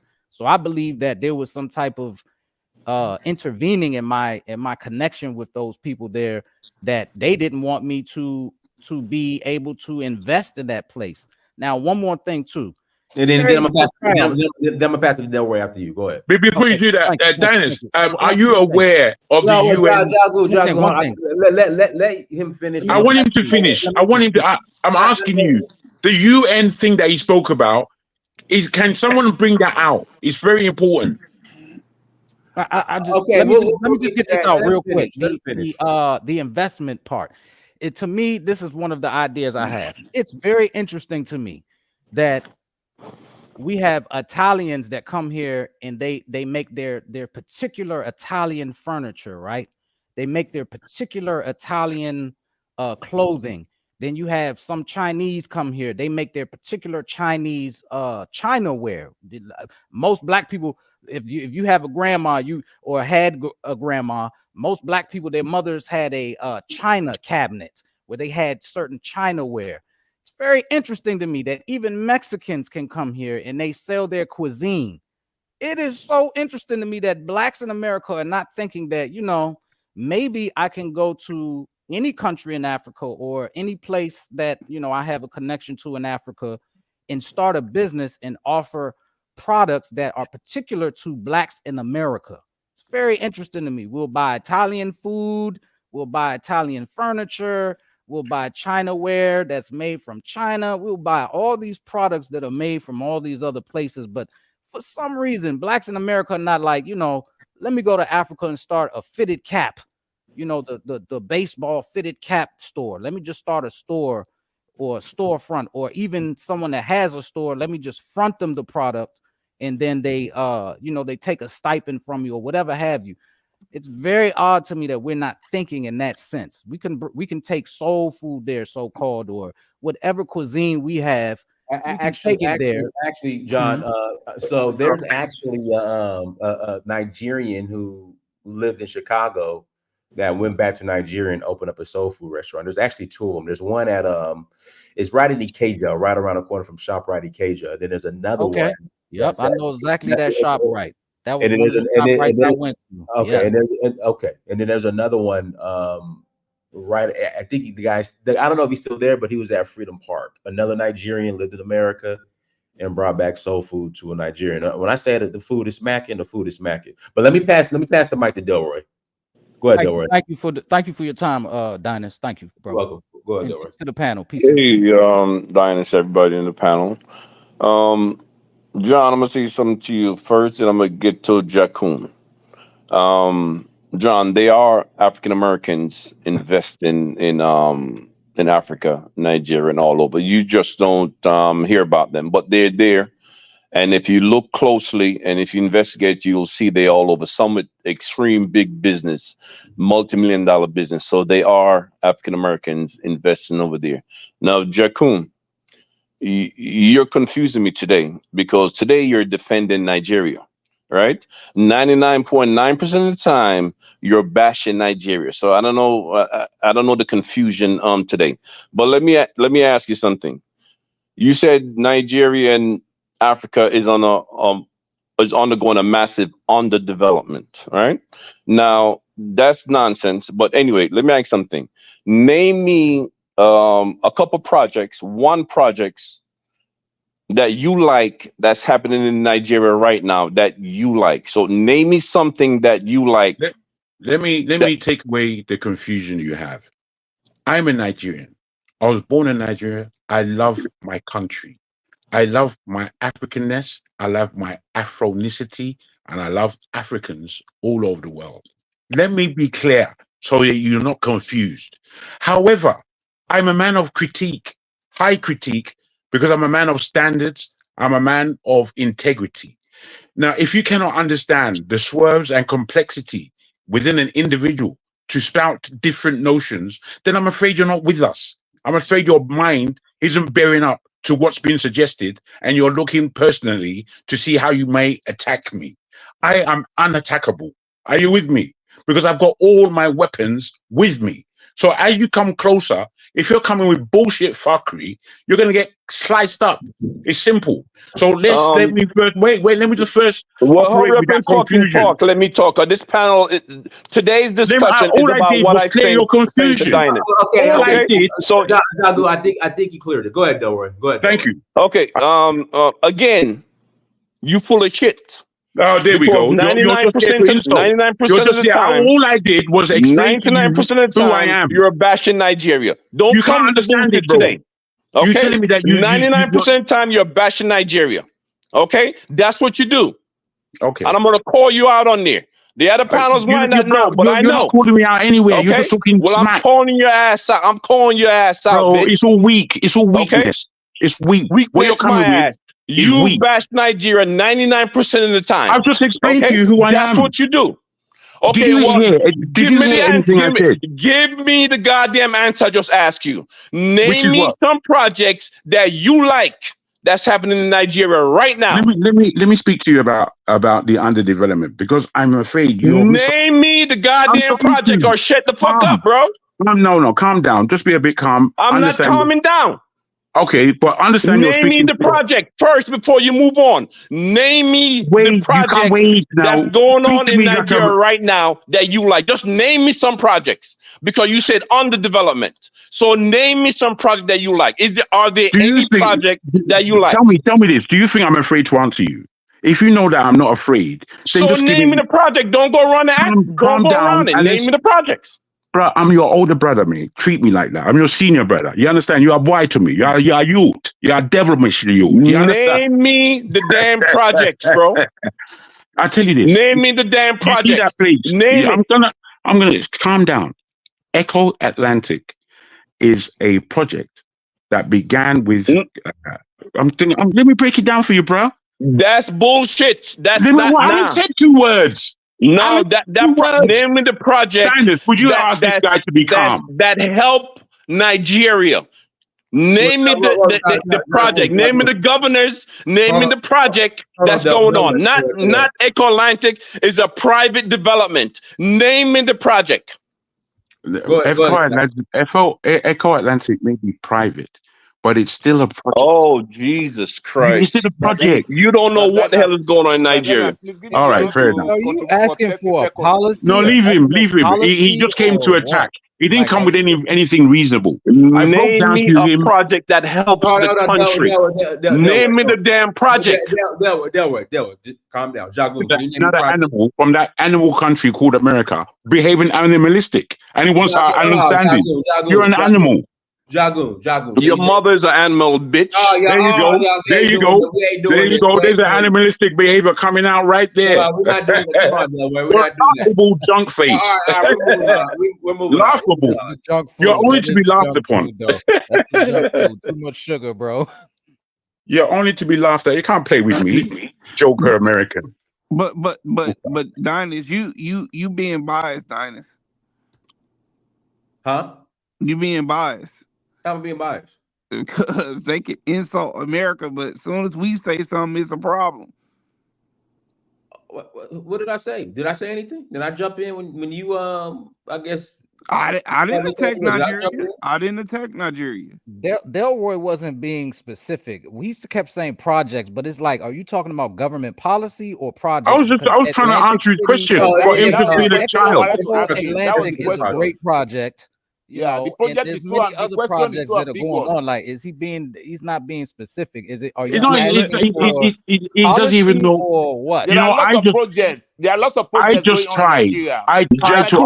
Nigeria is not a street. Nigeria is not a street. Nigeria has 36 states. Exactly. Nigeria has 36 states and the federal capital. You understand? For instance, now I don't know the projects that are going on in Katsina. Me, I'm from Edo State, but I know the developmental projects that are going on in Edo State. I can attest to that. Nigeria is too massive, but so people hold on. One mic. Dinus, let me finish, God. This topic is about what I sent you today, so let me talk, please. Oh, go ahead, because you did send me the topic. So go ahead. Okay. Dinus, the reason why because Jakun said the country is going through a massive underdevelopment. That's what he said. I said the continent. Be precise. You said Nigeria and the continent. I did not say that, my friend. I know what came out of my mouth. And you said Nigeria and the continent. I said the continent. You said Africa. You said Nigeria and Africa. And you said it before. On other subjects. The reason why I asked you that is because you said underdevelopment. So I want you to name something that you like that's going on. That's what I'm saying. Name something that you like. Okay, so what guy Jagoon? Hold on, Jagoon, can you just name one? Like me, I appreciate what they're doing with the coastal highway. Like I can't wait till that's finished. Listen. I'm gonna import me a drop top. There we go. I'm gonna import me a drop top Chevy, and I'm riding from Lagos, from where it starts from Echo Atlantic all the way to Calabar when that thing's done. So Jagoon, you gave the project. Well, I can go on to say that whilst this is the level of underdevelopment I'm speaking about, and I spoke specifically about the continent of Africa being underdeveloped, and I'm talking about I'm not a young boy. I didn't start this thing today. I've been here a long time. To be hearing insults, people who are just ready to insult other people's mother, and that level of content, it's beyond me. I'm not at that dusty level. You see, the Calabar Highway, that highway, and it was supposed to be the West African Coastal Highway, starting from Angola and ending in Senegal. That is the actual road that the part of Nigeria having a Lagos Calabar Highway, that is the conduit. So we have to understand that this is a whole project that's been there for 20 years. They've just begun it now. That's a part of underdevelopment. That project should have been finished. Dana should have had his drop top already on the coastal highway, flying down with a video camera, letting everybody know what's going on. You understand? But unfortunately, there are stupid people among us who do not have nuance. They do not have the articulation of the accuracy that you need to perform in order to develop anything. Their mind is myopic, left in the dusty ghetto of some far-flung idiotic territory in an idiotic America, and they think that they can spellbound us because they're speaking with some idiot funky accent. You can fuck off with all that bullshit. Get me? Because it doesn't land. Doesn't belong anywhere near me, my friend. All that bullshit. You see, you went to a place, which was to insult somebody's mother. When you don't know who I am. Yes, I'm insulting your mother, bitch, and I'll do it again. There you go. There you go. I won't do it to you. We gotta stop. We gotta stop. I won't do it to you, my brother. Hey, guys, we gotta stop. Y'all, we can't do it. I'm not insulted. Jago. So okay, look, my brother, look. If you want to do business in Nigeria, if you want to buy it, you have to the people at the diners that already know in and out of Nigeria. You understand? Look, my brother, you can do anything in Nigeria. You can hustle. You can be middleman in anything in Nigeria. You can hustle anything in Nigeria. I have my own job. I'm also a hustler. You do anything. Look, when Sean John Polo was popular in Nigeria. Paco jeans. I went to America, bought them, I sold them in Nigeria. You know, these are like mini businesses you can do, side hustle you can also do also. I sold a lot of American clothes also in Nigeria. J Unit t-shirt, I was very good in materials, everything like people. I'm talking about, you know, 50 cent t-shirt, you know, Sean John. You understand me? I'm talking about rocket jeans, people jersey type of clothes. These are mini businesses. You look in Nigeria, you can be anything. Clothes business. I'm calling this now mini business now. You will make a hell lot of money out of it. Money, something you just started about $5,000 before you know, you start making about $30,000, $40,000, $50,000 just like that within 6 months. Because Nigerian people like to dress. Exactly. You know what I mean? So a lot of things you can make in Nigeria. That's why I say, don't compare Nigeria with any other place. Before you know, you start having customer. Nigeria is open to any type of culture. You understand me? That's why I say I live in Lagos, right? But I have places everywhere. I go to Ibadan most of the time. I have people there. I network with them. Whatever they want to sell, I'm always going to be involved. When they have anything, they call me.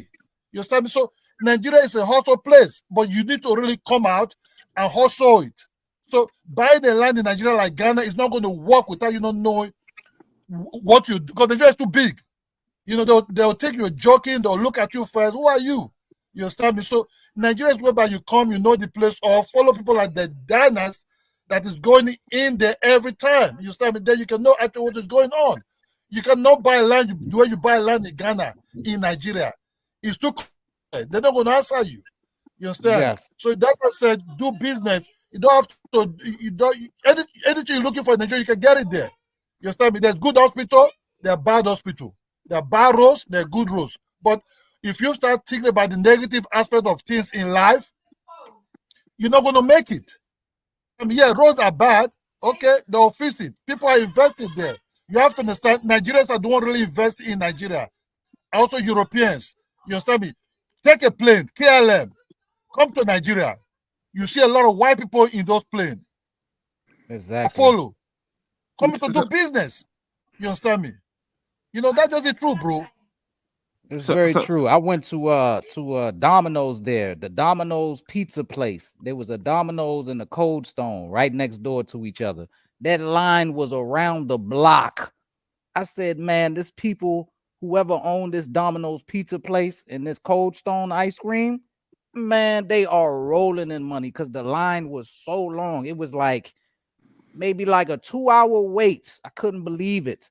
So Nigeria is definitely a powerhouse. It's like a New York City, specifically Lagos. Let me not say the whole of Nigeria, because there's very many rural areas, very like rural areas, country areas. But if you're in a city place, bro, you can take anything there and sell it and become 100,000 there, maybe within 2 or 3 years, depending on how frequently you can get your products there. But Nigeria is a powerhouse, bro. I'm telling you.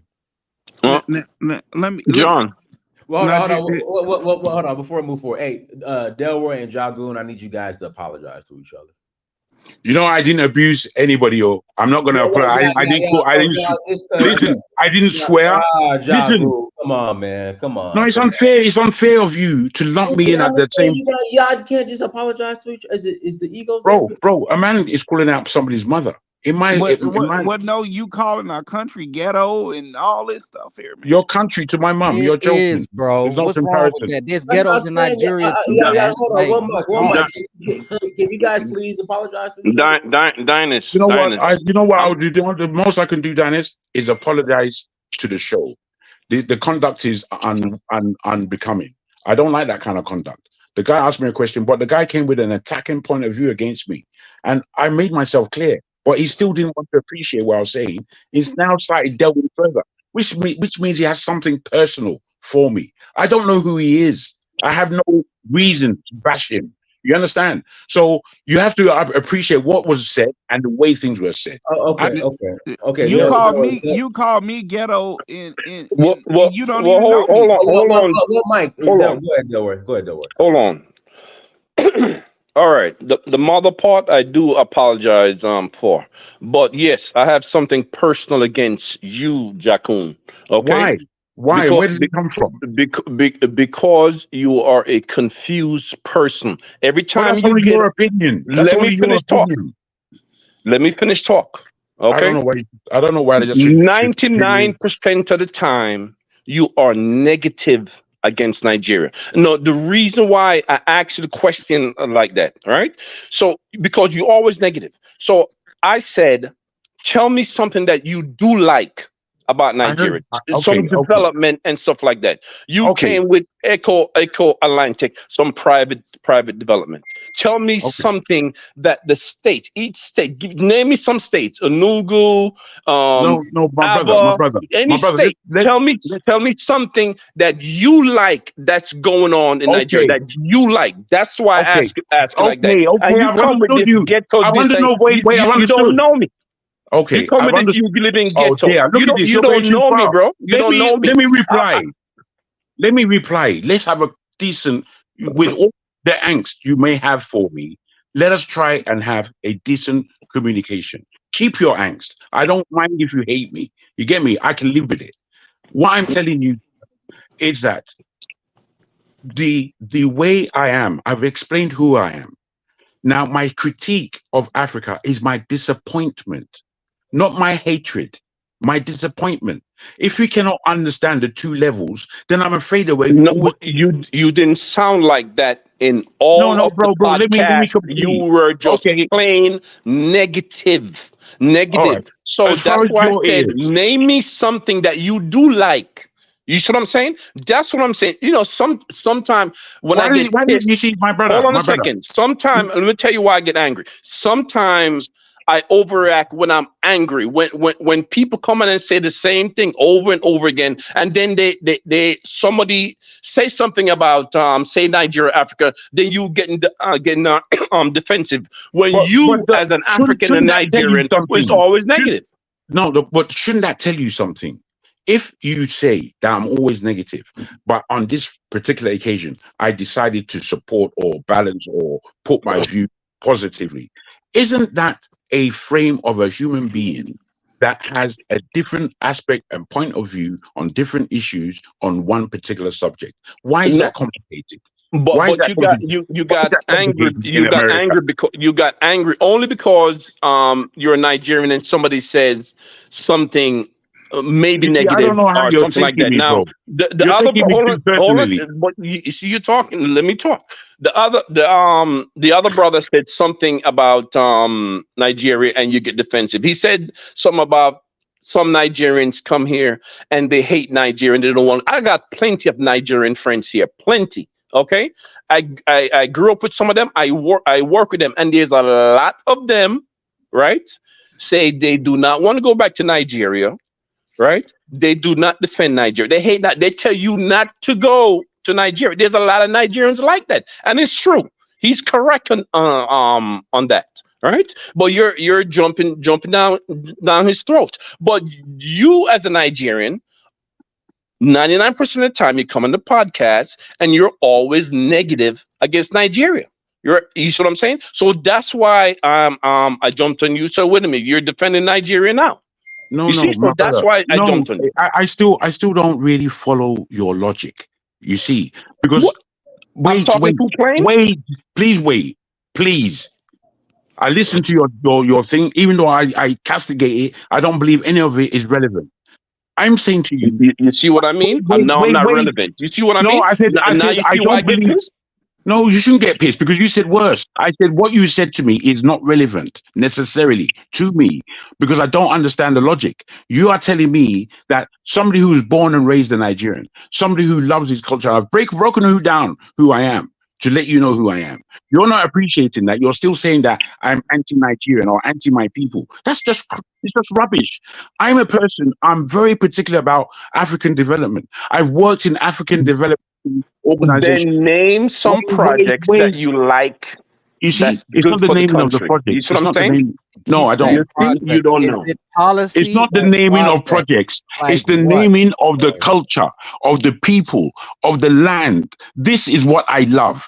Forget the projects for a minute. It's the actual notion of what is Nigeria. What does it constitute? You talk about underdevelopment. That's what you said. You said they're not developing. They're Are going you saying to backwards. me? That's what you Are you said. saying to me from your point of view, from where you stand in America, there, from where you see, does Africa seem like a very progressive, developing part of the world at this time? Is Yes, that it what? is.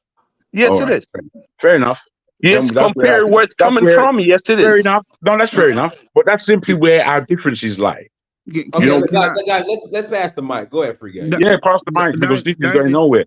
Go ahead, Free Game. But if you think people are going to continue to go to Nigeria and not buy off some of the land, you can't be serious about that, Dynasty. For Free Game, do you understand like how land ownership in Africa works? Do you understand how loans work? Do you understand? Okay, do you understand how loans in Africa work? They're non-existent, damn near. This brother does not understand. It's not gonna be that Free easy. Game, you're like I think Jagoon worded it wrong, but you're using like again the American gentrification mindset, Yeah, and you're it's applying not that that to easy, bro. you're I know applying that that. to Nigeria. I didn't word it wrong, or I word it particularly abusively for those who need abuse in their membrane. That's how I worded it. Yeah, Free Game. I think that, but Free Game. I think you need to visit Nigeria first to get a feel on the ground how things work. The majority of businesses are indigenous Nigerian ran, and that's from small businesses Families to family businesses to large businesses. It's just my concern is as more opportunities come up, white people are not just white people, but non-Nigerians are going to come in and take advantage of the opportunities. But Nigeria will always continue to be the blackest country on the planet when it comes to economy, culture, whatnot. But again, it's just there's so many opportunities that are going to be coming online and are there right now. Now I'm just afraid that non-Nigerians are going to take advantage of these and exploit these opportunities. That's all I'm saying. But this idea that non-Nigerians are to come in and just buy all the land and gentrify, that is they're already coming. The Indians are here a lot to do businesses.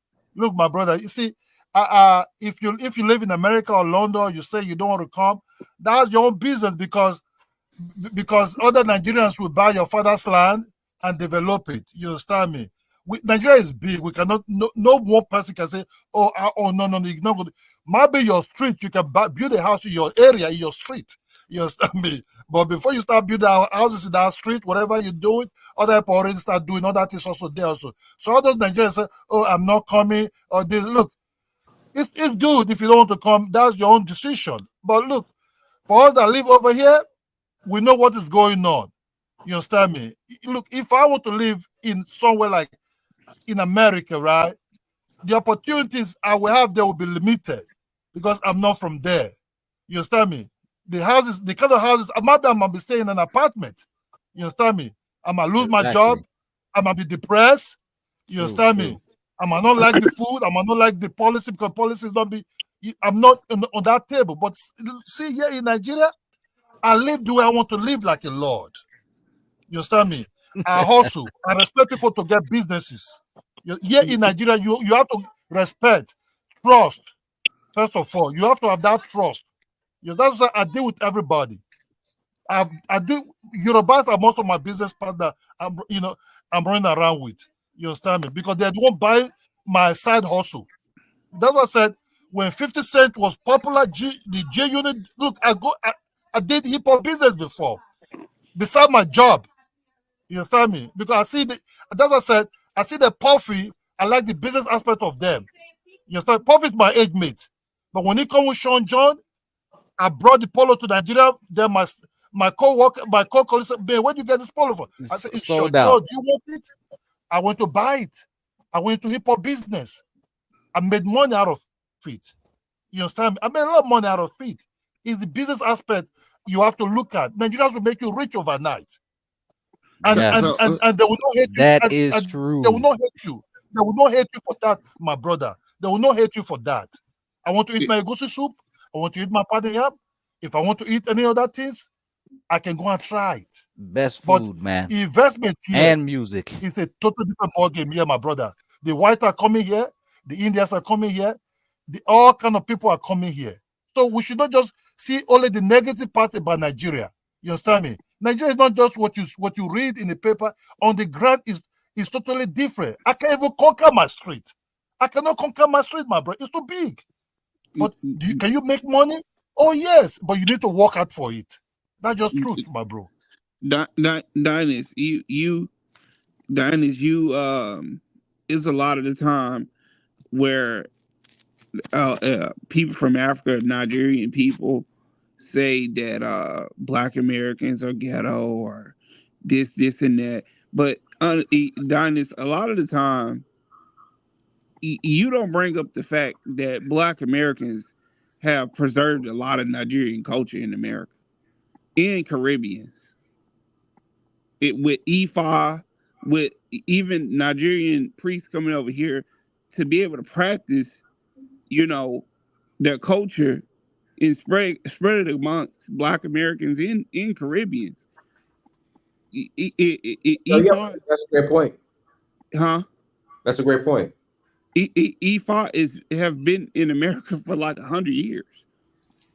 So More than that. 400 at least, bro. Yeah, like that's much longer than that, bro. Yeah, much longer than that. But Black Americans and Caribbeans have preserved a lot of the Nigerian culture. So we not just ghetto. Don't do us like that. Come on.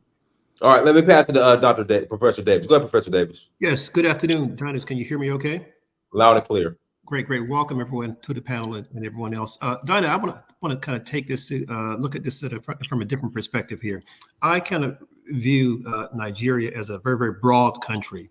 And again, as I said recently, the Nigerian Americans that we tend to see in the United States are from the Southeast to the Southwest, mainly the Yorubas, the Igbos, etc. And so when I think of Nigeria, I think of the North as well. And so my question to your panel here, those who are more or less Nigeria experts, I'm wondering how can we maximize the full potential of all of Nigeria, and that's including northern Nigeria, because again, what I'm hearing your panel say, they're mainly speaking about Nigeria just from the south, which is problematic because once you get north of the Benue and the Niger River, you're in the middle belt and you're in the north, which is the vast majority of Nigeria. And so I really would love to hear your panel talk about the role that Nigeria, the role that northern Nigeria will also play, because I do believe it is a powerhouse. But without the north, then it's not Nigeria. So I'll just listen to your experts. Let me tell you this, my brother. You can see Nigeria like a United States. It's so huge. You understand? Different culture, different languages, different way of life.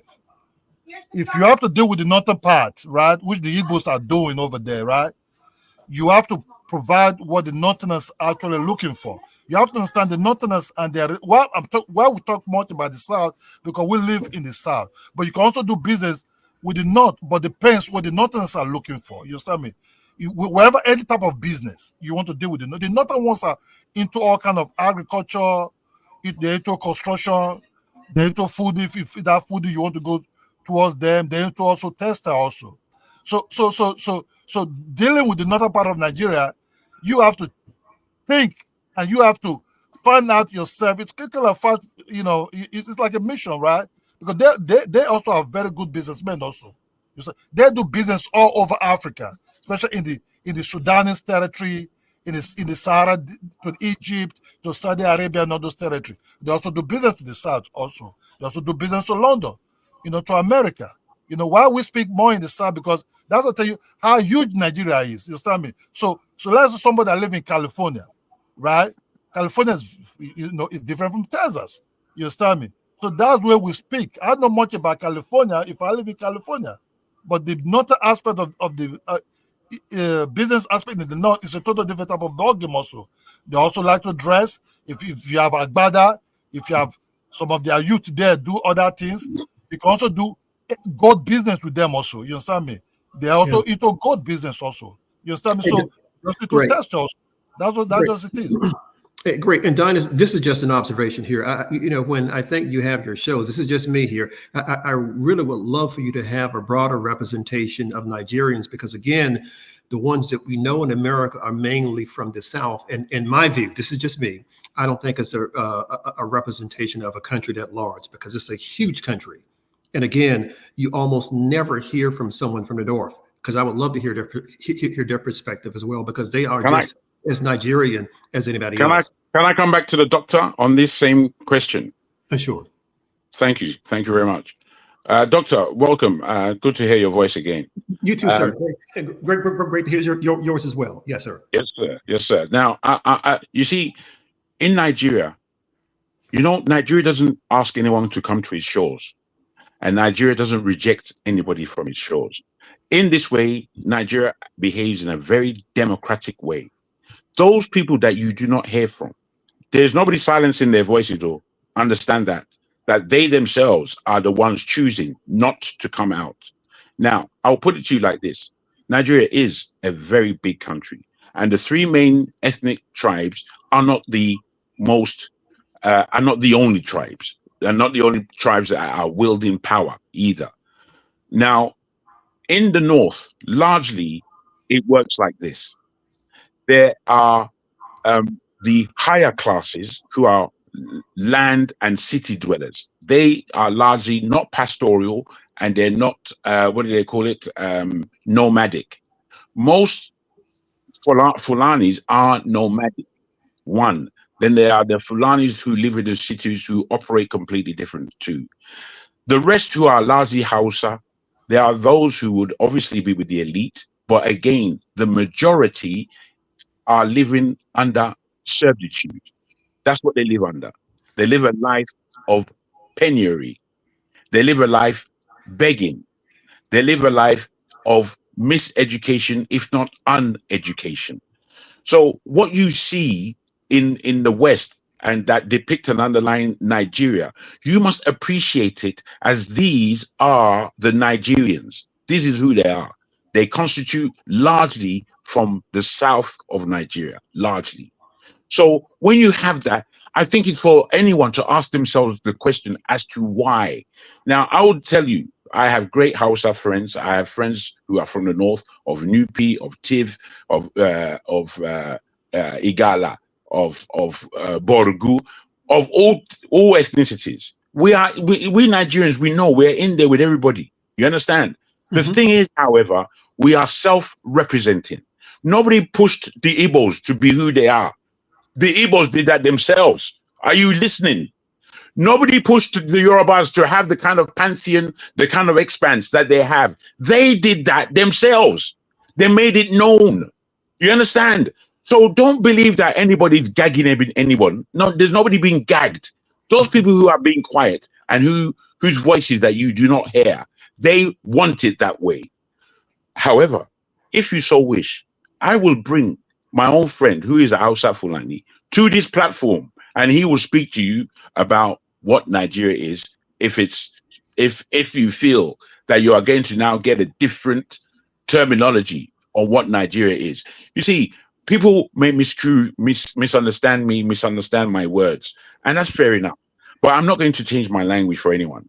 The way I am a critical individual, because at my age, I have watched this thing go round and round for 5 good decades. I've watched it. And my understanding is that, isn't it time for us to stand up and do away with the constant rubbish that comes out of our country? Because as a people, we are great. We are a great people. There are those of us with myopic minds. There are those of us who are extremely abusive without any real trial or condition. We just talk abusively. Me, if I'm abusing, I have every reason to back it. I can back up all my abuse. You understand?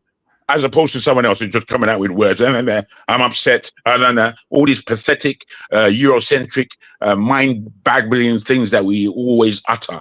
We don't know what our culture is. Many of us are completely ignorant of what it is, even to be black in this world. To be black in this world is to begin as an African.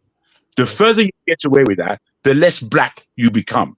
But some people find that analysis controversial. They find it upsetting. How dare you? If you go land, Yeah. I'm just landing on the point that understand that people really do represent themselves, and that representation largely should be respected or disrespected in terms of what comes out. Thank you. Okay, can I make a brief point? That's all I want to make. Professor Dave, take your time, Professor Dave. Go ahead. Right. I just want to say that I will be touring Nigeria. I'll be in Lagos, Port Harcourt, Abuja, and I'll end up my final trip in Kano. And one of the reasons that I am going, Dynas and panel, is because, as I had mentioned before, there were five major, five major, if you will, tribes that were brought, ethnicities that were brought to the United States. And one of the major ones were Fulanis. Many African Americans have Fulani ancestry, as well as other ancestries. And so I really wanted to kind of investigate that aspect of it, because I do have a lot of Nigerian American friends, and they're mainly Igbos and Yorubas, but I didn't know a lot about the Fulanis, who also many of those are our descendants here in America. But Jagon, thank you for that response. Thank you, sir. Let me explain this to you, brother. If you go to Khan, you see, the northern ones they're also businessmen. Mostly they deal with goods. You understand me? They deal with goods a lot, and most of their business are taking place in Nigeria. Sometimes they supply food stuff from their zone to our zone, but their main business is gold and texture. You understand? So they're like, you can see, and they also go towards the other type of business they do with Saudi Arabia and other Islamic land also, like camel. They're into camel business also a lot. You understand me? So the difference between us and them sometimes from the south is a little bit the type of business we're doing. They also this kind of bureau de change also. So any northern one you see someplace like Lagos and everywhere, those are like guys who are dealing with bureau de change or all this kind of business. You understand me? So they're there, but they're not so as vocal as as us in the south. Us in the south, we kind of like Christianity kind of allows to have what called freedom of to talk. We are very vocal, you understand me? So if I see, I'm not a Yoruba, but if I see a Yoruba man, we know it's a Yoruba person because the way we speak and everything. If I see an Igbo man, also, but the thing we navigate among ourselves is that we know when to respect each other because first of all, you need to be very respectful to navigate these different cultures or ethnic people. You understand me? So that's where we move. If I see another man, first I will respect him because of where it's coming from. He will respect me back. So that's what I said.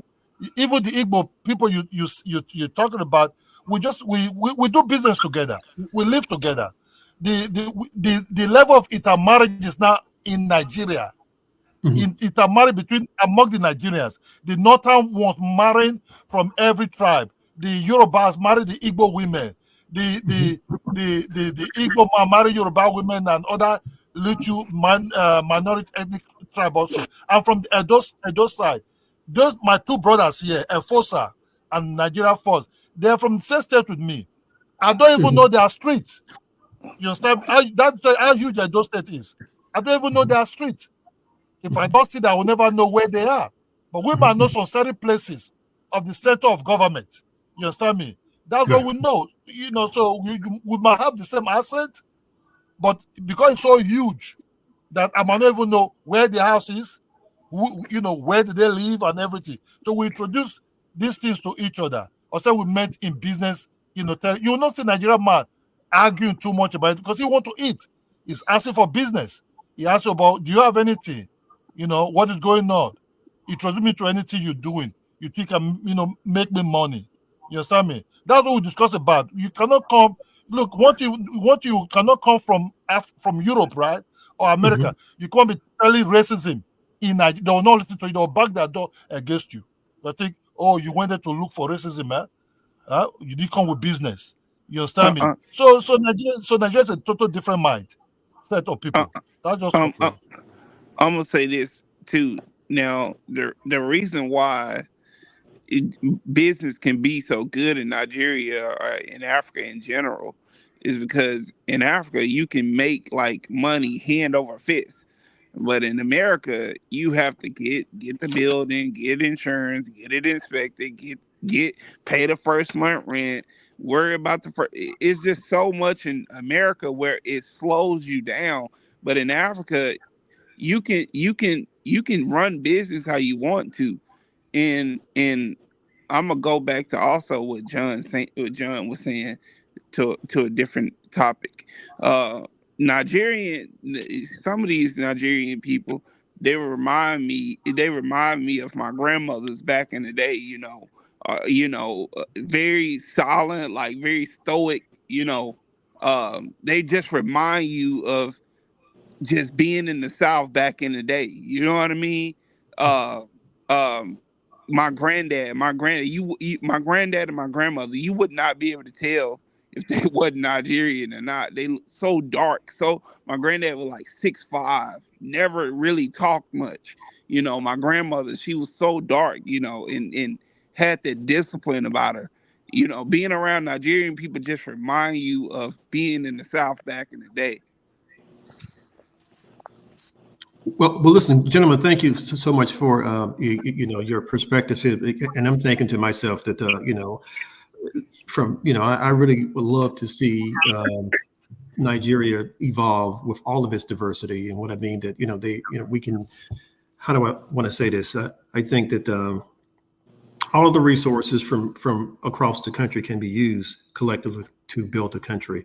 And I just think that's the best way forward. And I'm hoping that the Nigerians in the diaspora, whether you're in the UK or America or elsewhere, will kind of find common ground to build the country, because Dinus is right, as well as the other panel here that say that it is a powerhouse. But honestly, with the right governance and working together, it can actually go anywhere. It can basically kind of lift Africa, the entire African continent, out of poverty. But that's just my 2 cents. Let me pass it to Umcar. Go ahead, Umcar. Yeah. No, it's Umcar first. Then pass it back by the TT Oluwa. Go ahead, Umcar. Peace to everybody, and thank you again, Dinus. Umcar here. Yeah. I thank you for this subject, and thank you for giving me a word. As some people might know, I'm African American, originally from the Congo, and this is what I would like to advise, or what would be my 2 cents on this conversation, is that my people, Nigerian people, don't give up on Nigeria. As for us, Congolese, we have never given up on Congo, and we are not giving up. I always compare, this is what I would like to say, or to advise people. There is a few countries in Africa that are posing a threat to the W supremacists. Like Efosa said earlier, I totally agree, and I'm on that point when he said Nigeria is a threat to the West. That's why, there will be things which they are doing. There is, on first position, Nigeria. There is Congo, and then there is South Africa. If you add to the wisdom of Tanzania, these countries are some of the 4 major countries which can elevate it, the melanated people, or liberate Africa. Definitely with the brothers who have started in the EAS. This is what we need to know, is that, like for the Congo, people probably don't know this. Congo, as big as it is, with all the wealth and all the, the arable land, there is a plan to break down Congo. There has been a plan since the war started. Like, this plan is actually since the 1960s. But Lumumba kind of like came up and blocked the plan. Mobutu, and this is why I always, since I start studying or doing deep research, I'm not anymore blaming 100% Mobutu for all the stuff, because when I was a teenager or young man, I used to blame Mobutu on a lot of things. But when I started doing research and deep reading, I came to understand that there is actually some positive things that Mobutu did. And comparing it to Nigeria, for example, you'll see Nigeria, people are mainly tribalistic. A lot of people. I'm Igbo, I'm Hausa, I'm Yoruba, I'm Fulani. They are only, I would say, like right now, if Nigeria is not break up into probably 4 states or small states so that the West can exploit it easily, it's because I would say they are Anglophone countries. So the Great Britain find out that they can benefit more for Nigeria being together than being separate countries. Because when I come back to Congo, I will inform you that since the 1996, there is actually some think tank and some big multinational corporation which have been inviting people. For example, I remember with the Paul Institute in Germany, they invited people from my area, eastern part of Congo, who we speak Swahili, and they advise this civil society that if you go on the ground and advise people or promote the division of the Congo so that you can be a separate country, will help you and marshal in the Marshall Plan to rebuild that area and for development. But because Congolese, there is one thing that Hey, guy, I need you to. I got to pass this to other people, so I need you to snatch 45 seconds. Let me conclude. One thing that Mobutu helped us with, it was to unify all the 4 linguistic part of the Congo into one nation. And that's what I will advise my Nigerian people.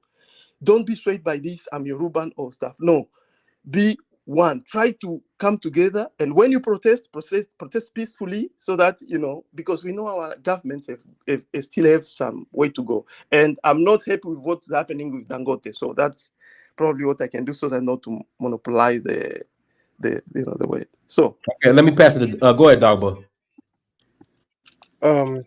Thank you for letting me on your show, Dynast.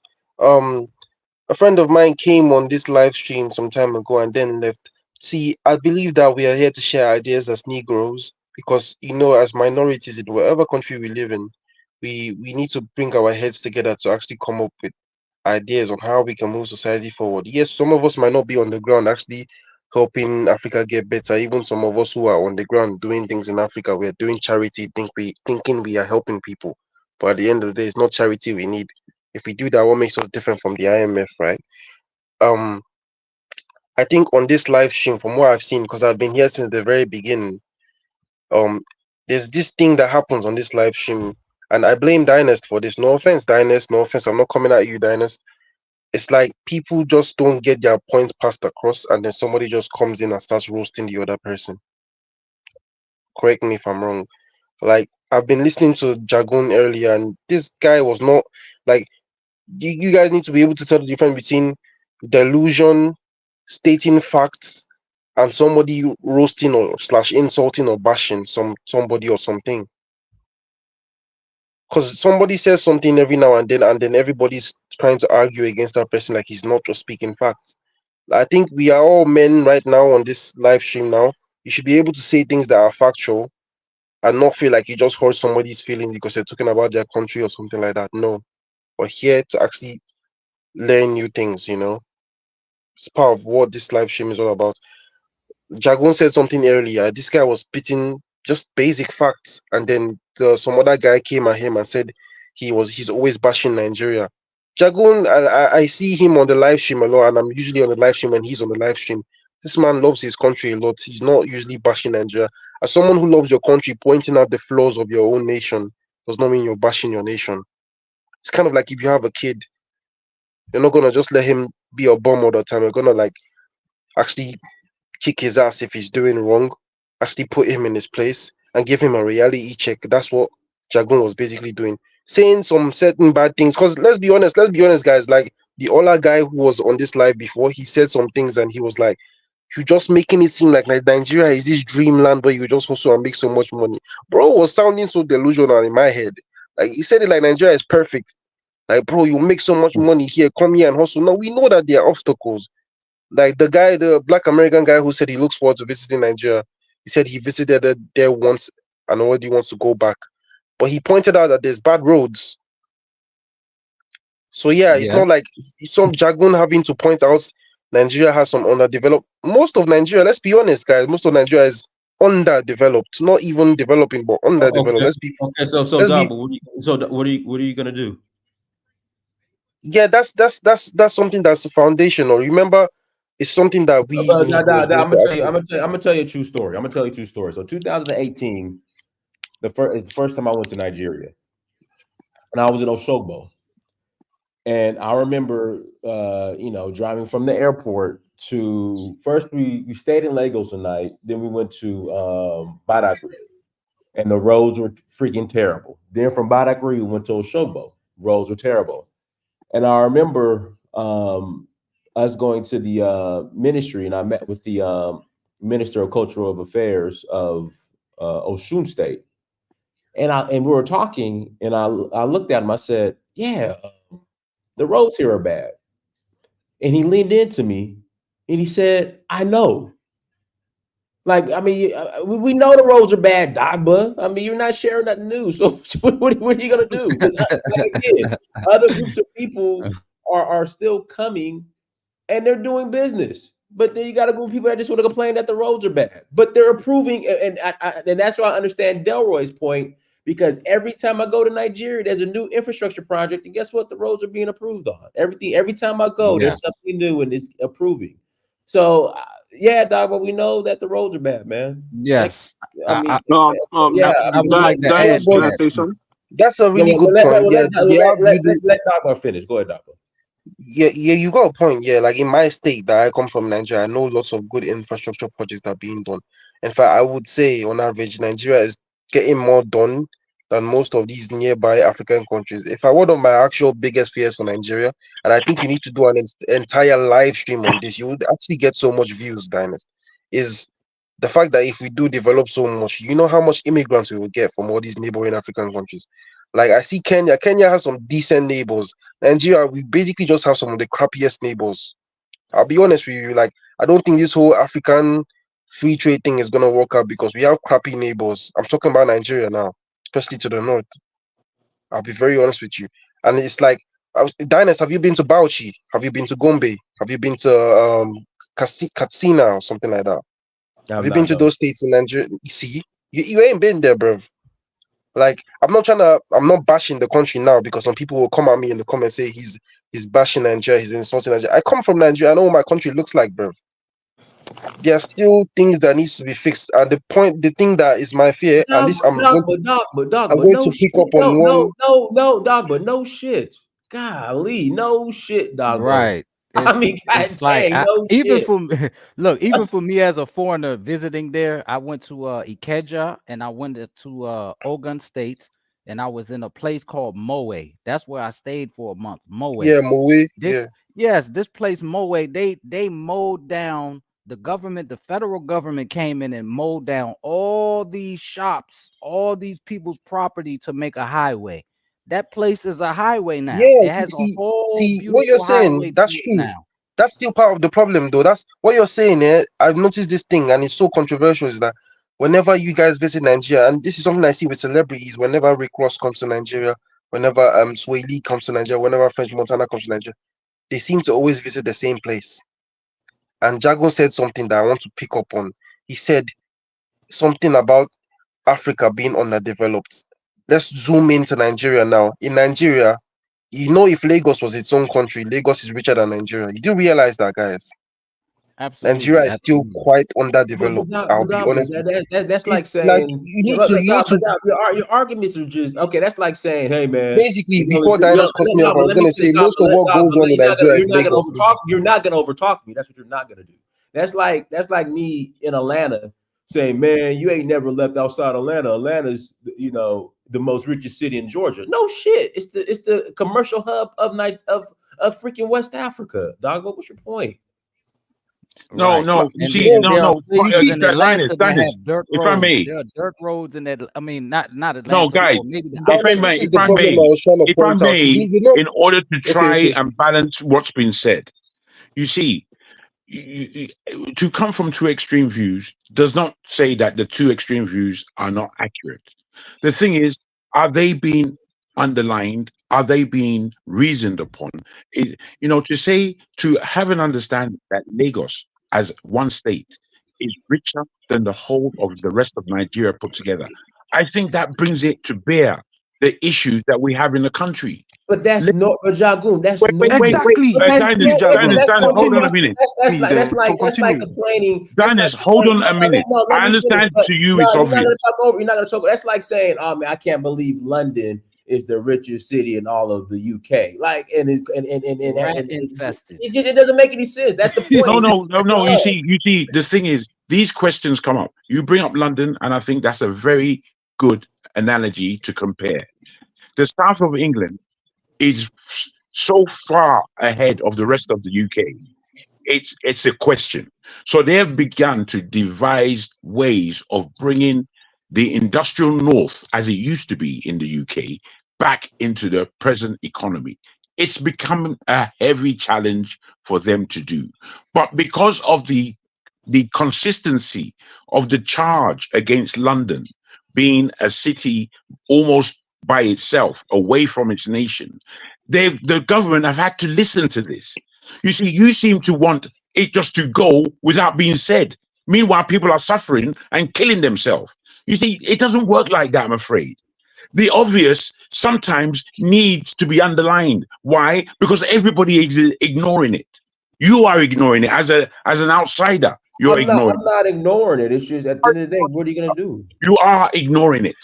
You're ignoring it to the point that somebody that says it should not be. It should not be spoken about. Brother, can I take it from here? Diners, the thing is that, you see someone here who left just now, he pointed out the fact that we the people are the problem in Nigeria. I agree, 50-50 then. But it's not really 50-50 when you really look at what's going on. I've been in the UK for a while. He said sewage in Nigeria and the roads and streets in Nigeria, sewage gets into like the drainage system and it clogs the drainage system. Growing up in Nigeria, I lived in this place called Arepo. I wondered to myself before I dropped my... Awesome. TTO Lua, go ahead. Unmute yourself. No bin. Is that not something the government is supposed to provide so we don't start loitering the place? The government has to step in all of these things. And in Nigeria, the government is practically very ignorant. I'm in the UK right now. I go anywhere. Like literally, I was at the park. There's like 3 bins near me. If I eat something, I'm gonna throw my trash in the freaking bin. In Nigeria, nobody does that, and it ends up clogging everything, and then the whole place smells like shit when it starts to rain because the sewage is the drainage and the sewage is leaking. See, there are things, basic things that the government has to step in, and that will make the people civilized automatically. Diners, can I say something now? Well, Delroy, let me pass it to TTO Lua, then I'll pass it back to you. Then I'm gonna pass it to to have it civilized. I get what you're saying. I actually support that. Like literally, people just be throwing stuff on the floor. Since I've been here myself, I get really angry because I have to pick up stuff, and most of the clogging and the flooding that we're having is due to like a lot of trash being thrown on the floor. But my point is that in order for us to have a civilized country, we have to first figure out what is making the individual think the way they are thinking, or what is causing them to be acting in such manner. Because it cannot be my friend, and then all of a sudden you think of, if we have a really high class, and then we have a really low class, there's going to be difficulty, because that's what Nigeria is. I'm in the high, I'm going to consider myself middle, to be more precise, but my parents are high class. Okay, I'm going to be honest about it. My parents are considered high class in Nigeria. And then we have someone that is completely cannot make ends meet. So there are going to be difficulties in coming into the middle. Even the person that cannot make ends meet cannot even go to a fine dining restaurant to just say, oh, I want to get a food for myself. Because they're not making that amount of money to be able to do that. So they're creating this dystopian that is causing us to be separated, not just in financial wise, but also in mental wise. Because the person that have to hustle, my English is gonna be a little bit broken because I'm mixed right now in my tongue. But the person that gotta hustle and the person that is already comfortably receiving money, and that is people that are like governmental, etc. You get what I'm saying? So it's really, really hard, especially if you gotta hustle every single day and make ends meet. So the next thing you're gonna think about is maybe stealing and something like that. And also another thing that I realized is most of the Nigerians that are here in Nigeria, especially in Lagos, are becoming a lot more neighboring people than the actual Nigerians or the actual Yoruba, etc. The Igbos, they stay here, but they go back to their hometown. The Yorubas, they stay here to also make ends meet, but they also go back to their hometown. or a lot of them are out of the country. That's what I started to realize, because even when I'm walking on the street, I'm talking to someone, they're like, oh, I don't speak Yoruba. And I'm like, oh, what do you speak? And then they're like, oh, I'm Togolese, so I'm this and I'm that. So it's not really like, we have to figure out what is really the problem. If we don't get to the problem, we will not be able to elevate out of the system that we're in. Because if you guys even remember a couple, I think when they were fixing the Terminant Bridge, and someone was pulling out some part in the Terminant Bridge. I mean, how much can Yeah, they I saw that. They were literally pulling the steel things they put there. They were pulling it out and selling it. That's the level of poverty. Imagine that. Dogma, let me tell you what goes on here. Hold on one second. Let me tell you what goes on here. Yeah, that's what I'm about to say, Dennis. Hold on, Dogma. Literally, you have people who will go and steal air conditioning units. Like, you have to put your air conditioning unit in a cage now here in America, because people will literally go and steal your air conditioning unit from the back of your house and go to a steel scrap yard and sell it for scrap. I mean, poverty is everywhere. Really, in Atlanta. Thank you. Everywhere. Wow. And this is going on See, everywhere. the thing is, that's why literally you have to, and I'm gonna pass it back to TTL Lua. Like, literally, you have to put your air conditioning unit and you have to cage it, because people will come and stealing the units and selling it. People steal catalytic converters. Like, you park your car on the street one night, you come out, your catalytic converter is gone, and they sell it for scrape parts. I mean, the list goes on. Go ahead, TTL Lua. That is true. I live in Newark, so yes. And look, can I just add that? No, hold on. Let TTL Lua finish it, because I want to pass. I still got to pass it to some other people. Go ahead, TTL Lua. Yeah, you got to pass it to me. Okay, go ahead, TTL Lua. Then after you, I pass the Mami. Go ahead, TTL Lua. Yeah, I'm just gonna be quick. I'm just saying that in order for us to, if not, because Nigerians, we love Nigeria. I love Nigeria, but the problem is just we gotta figure out what the problem is. We're not knowing what the problem is, because I even realized that it's not even tribal. We don't have tribal problem. The tribal thing is for the internet. The reality is, if I go to Lagos today, among Yibos, I have Yibos in my family. I have outside my family. So if I go there today, they don't have a problem with me. I don't have a problem with my uncles. I don't have a problem with my aunties. So the problem is for the internet alone. So that, realizing that we don't have a problem with each other, I think that's the first step in realizing how we can get out of this wahala situation that we are in. And I think being able to, when it comes to the governmental aspect of it, we should start maybe dealing with individual on a term like what we use on the streets, basically, instead of watching each other. So maybe a Yibo should actually start taking over a Yoruba place, and a Yoruba should take over Hausa, and you know what I'm saying now, and maybe a Hausa should take over Igbo. Let's try that method, because an Hausa be ruling the Hausa part of the country is not working. So what about we change it But up? lady, you just said that's not tribal, so all those ones is not. It has not. If what you're saying is hello, please let me. No. One mic. TTL Lua, are you finished? Yeah, I want to quickly touch. No, hold on, TTL Lua, because it's not your turn yet. TTL Lua, are you finished? I'm done. You know, I'll pass it on. I'm done. Guys, let me say something. I got to get off the challenge. So let me say something. But Evans, let me just say something. No, it's not your turn, Ofo. So let me pass it to Delroy, then I'll pass it to Ia, then I can pass it back to you. Go ahead, Delroy. Yeah, I see that we got off the subject, but the topic of the day was if Nigerians don't want Nigeria, the white man will take it and didn't know what to do with it. That's the topic of the day. So we're getting off with it. So what I'm saying is, yes, Nigeria, not only Nigeria, have problems, right? A lot of it is underdeveloped, need more development. My point is, it is developing. Does it need more? Yes, right? Now, someone talk about the sewage system breaking down and so forth and so on. Dennis, do you remember in Atlanta when we had the sewage issue and the whole system broke down because it was rotten, over 100 years old, and it was rotten? Do you remember when that happened? Mm-hmm. Right. So Nigeria is not the only problem with those type of problem. Roads. I drive on dirt roads all the time with the type of work I do. Right here in Georgia, I'm on dirt road almost every single day. Right? They have them.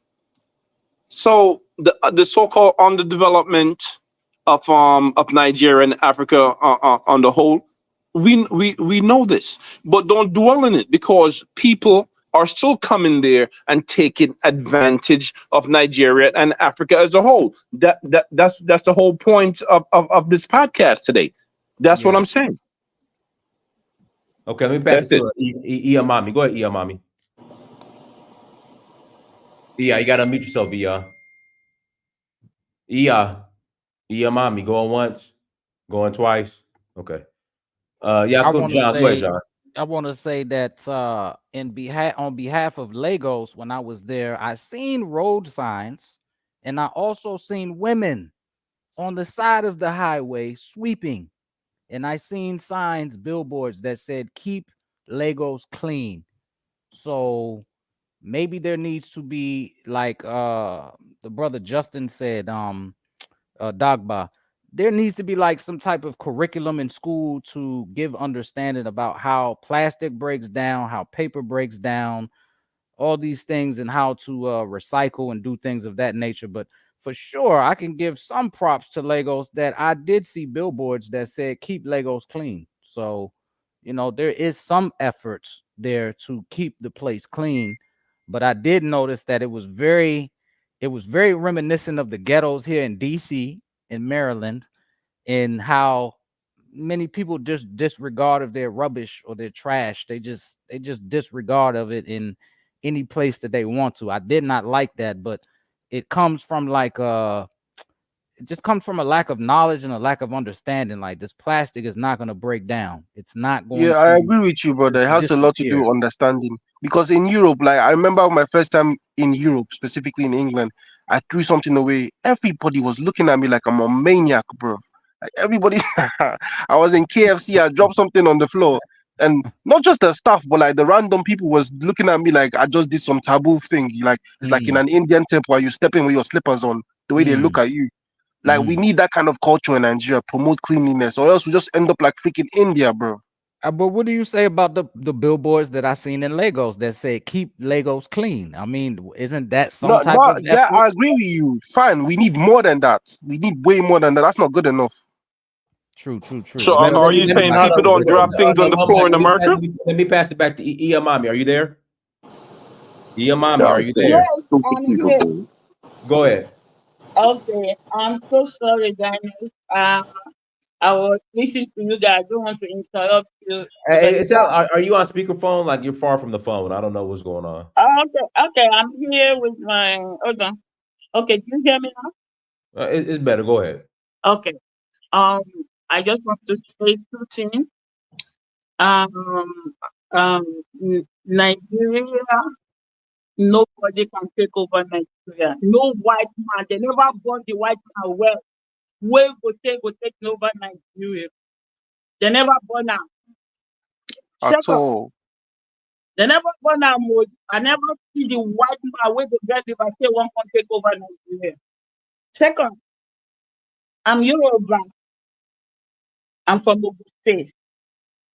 The problem in Nigeria, everybody will know what is going on in Nigeria. Number one, everybody who is a Black American in this country, when they go to Ghana, they see the way they welcome them. Nigeria, we cannot call nobody to come to Nigeria. If you want to come to Nigeria, the door is open for you to go to Nigeria and open your eye and ask questions. What do I need to do? What for me to do to stay here or to go into business? Nigeria will tell you the truth. If you meet the right people, they'll put you in the right way. That is Nigeria. And we are so welcome people. Only that I'm still saying that who go collect that Nigerian from Nigeria? They never gonna. The government, we worship them. We look at what we're going to do. How they're going from Nigeria right now. That is the problem we're looking for to solve. Because we have all the resources. We have a lot of resources that we cannot continue saying that God bless us in that country. Only that God gave us the people they are intelligent, very smart people, and to acquire what God gives to us, to give them the opportunity to work with what God gave to us. The resources. There are some people who they guide it, who they don't want to live, who they want the people to be richer before they be poor. Hey, yeah, mommy, I can't like the connection isn't. Yeah, I can't even hear you. Oh, okay. Okay, I'm using my iPad. You who? My iPad. Yeah, it might be your iPad. Yeah, Yeah, can I'm barely using hear my. you. I can't hear. Okay, You. I'm coming out right now. Only that I just want to say nobody can collect Nigeria from us. So they never bond the white man well. Nigeria problem, we Nigerian people, we will figure what is our problem. And we know the problem. We know our problem. We know the source of our problem. We need to be right with each other. We need to say the truth out. Thank you. All right, cool guys. We're gonna go ahead and close out. Everyone, thank you so much for joining. Like, share, subscribe. I'll be back on in a couple hours. You guys can stay though. Well, I'm gonna close out. And if you guys want to, I don't know. Everyone, thank you so much for joining. Like, share, subscribe. Go ahead. Guys, and search for Peace.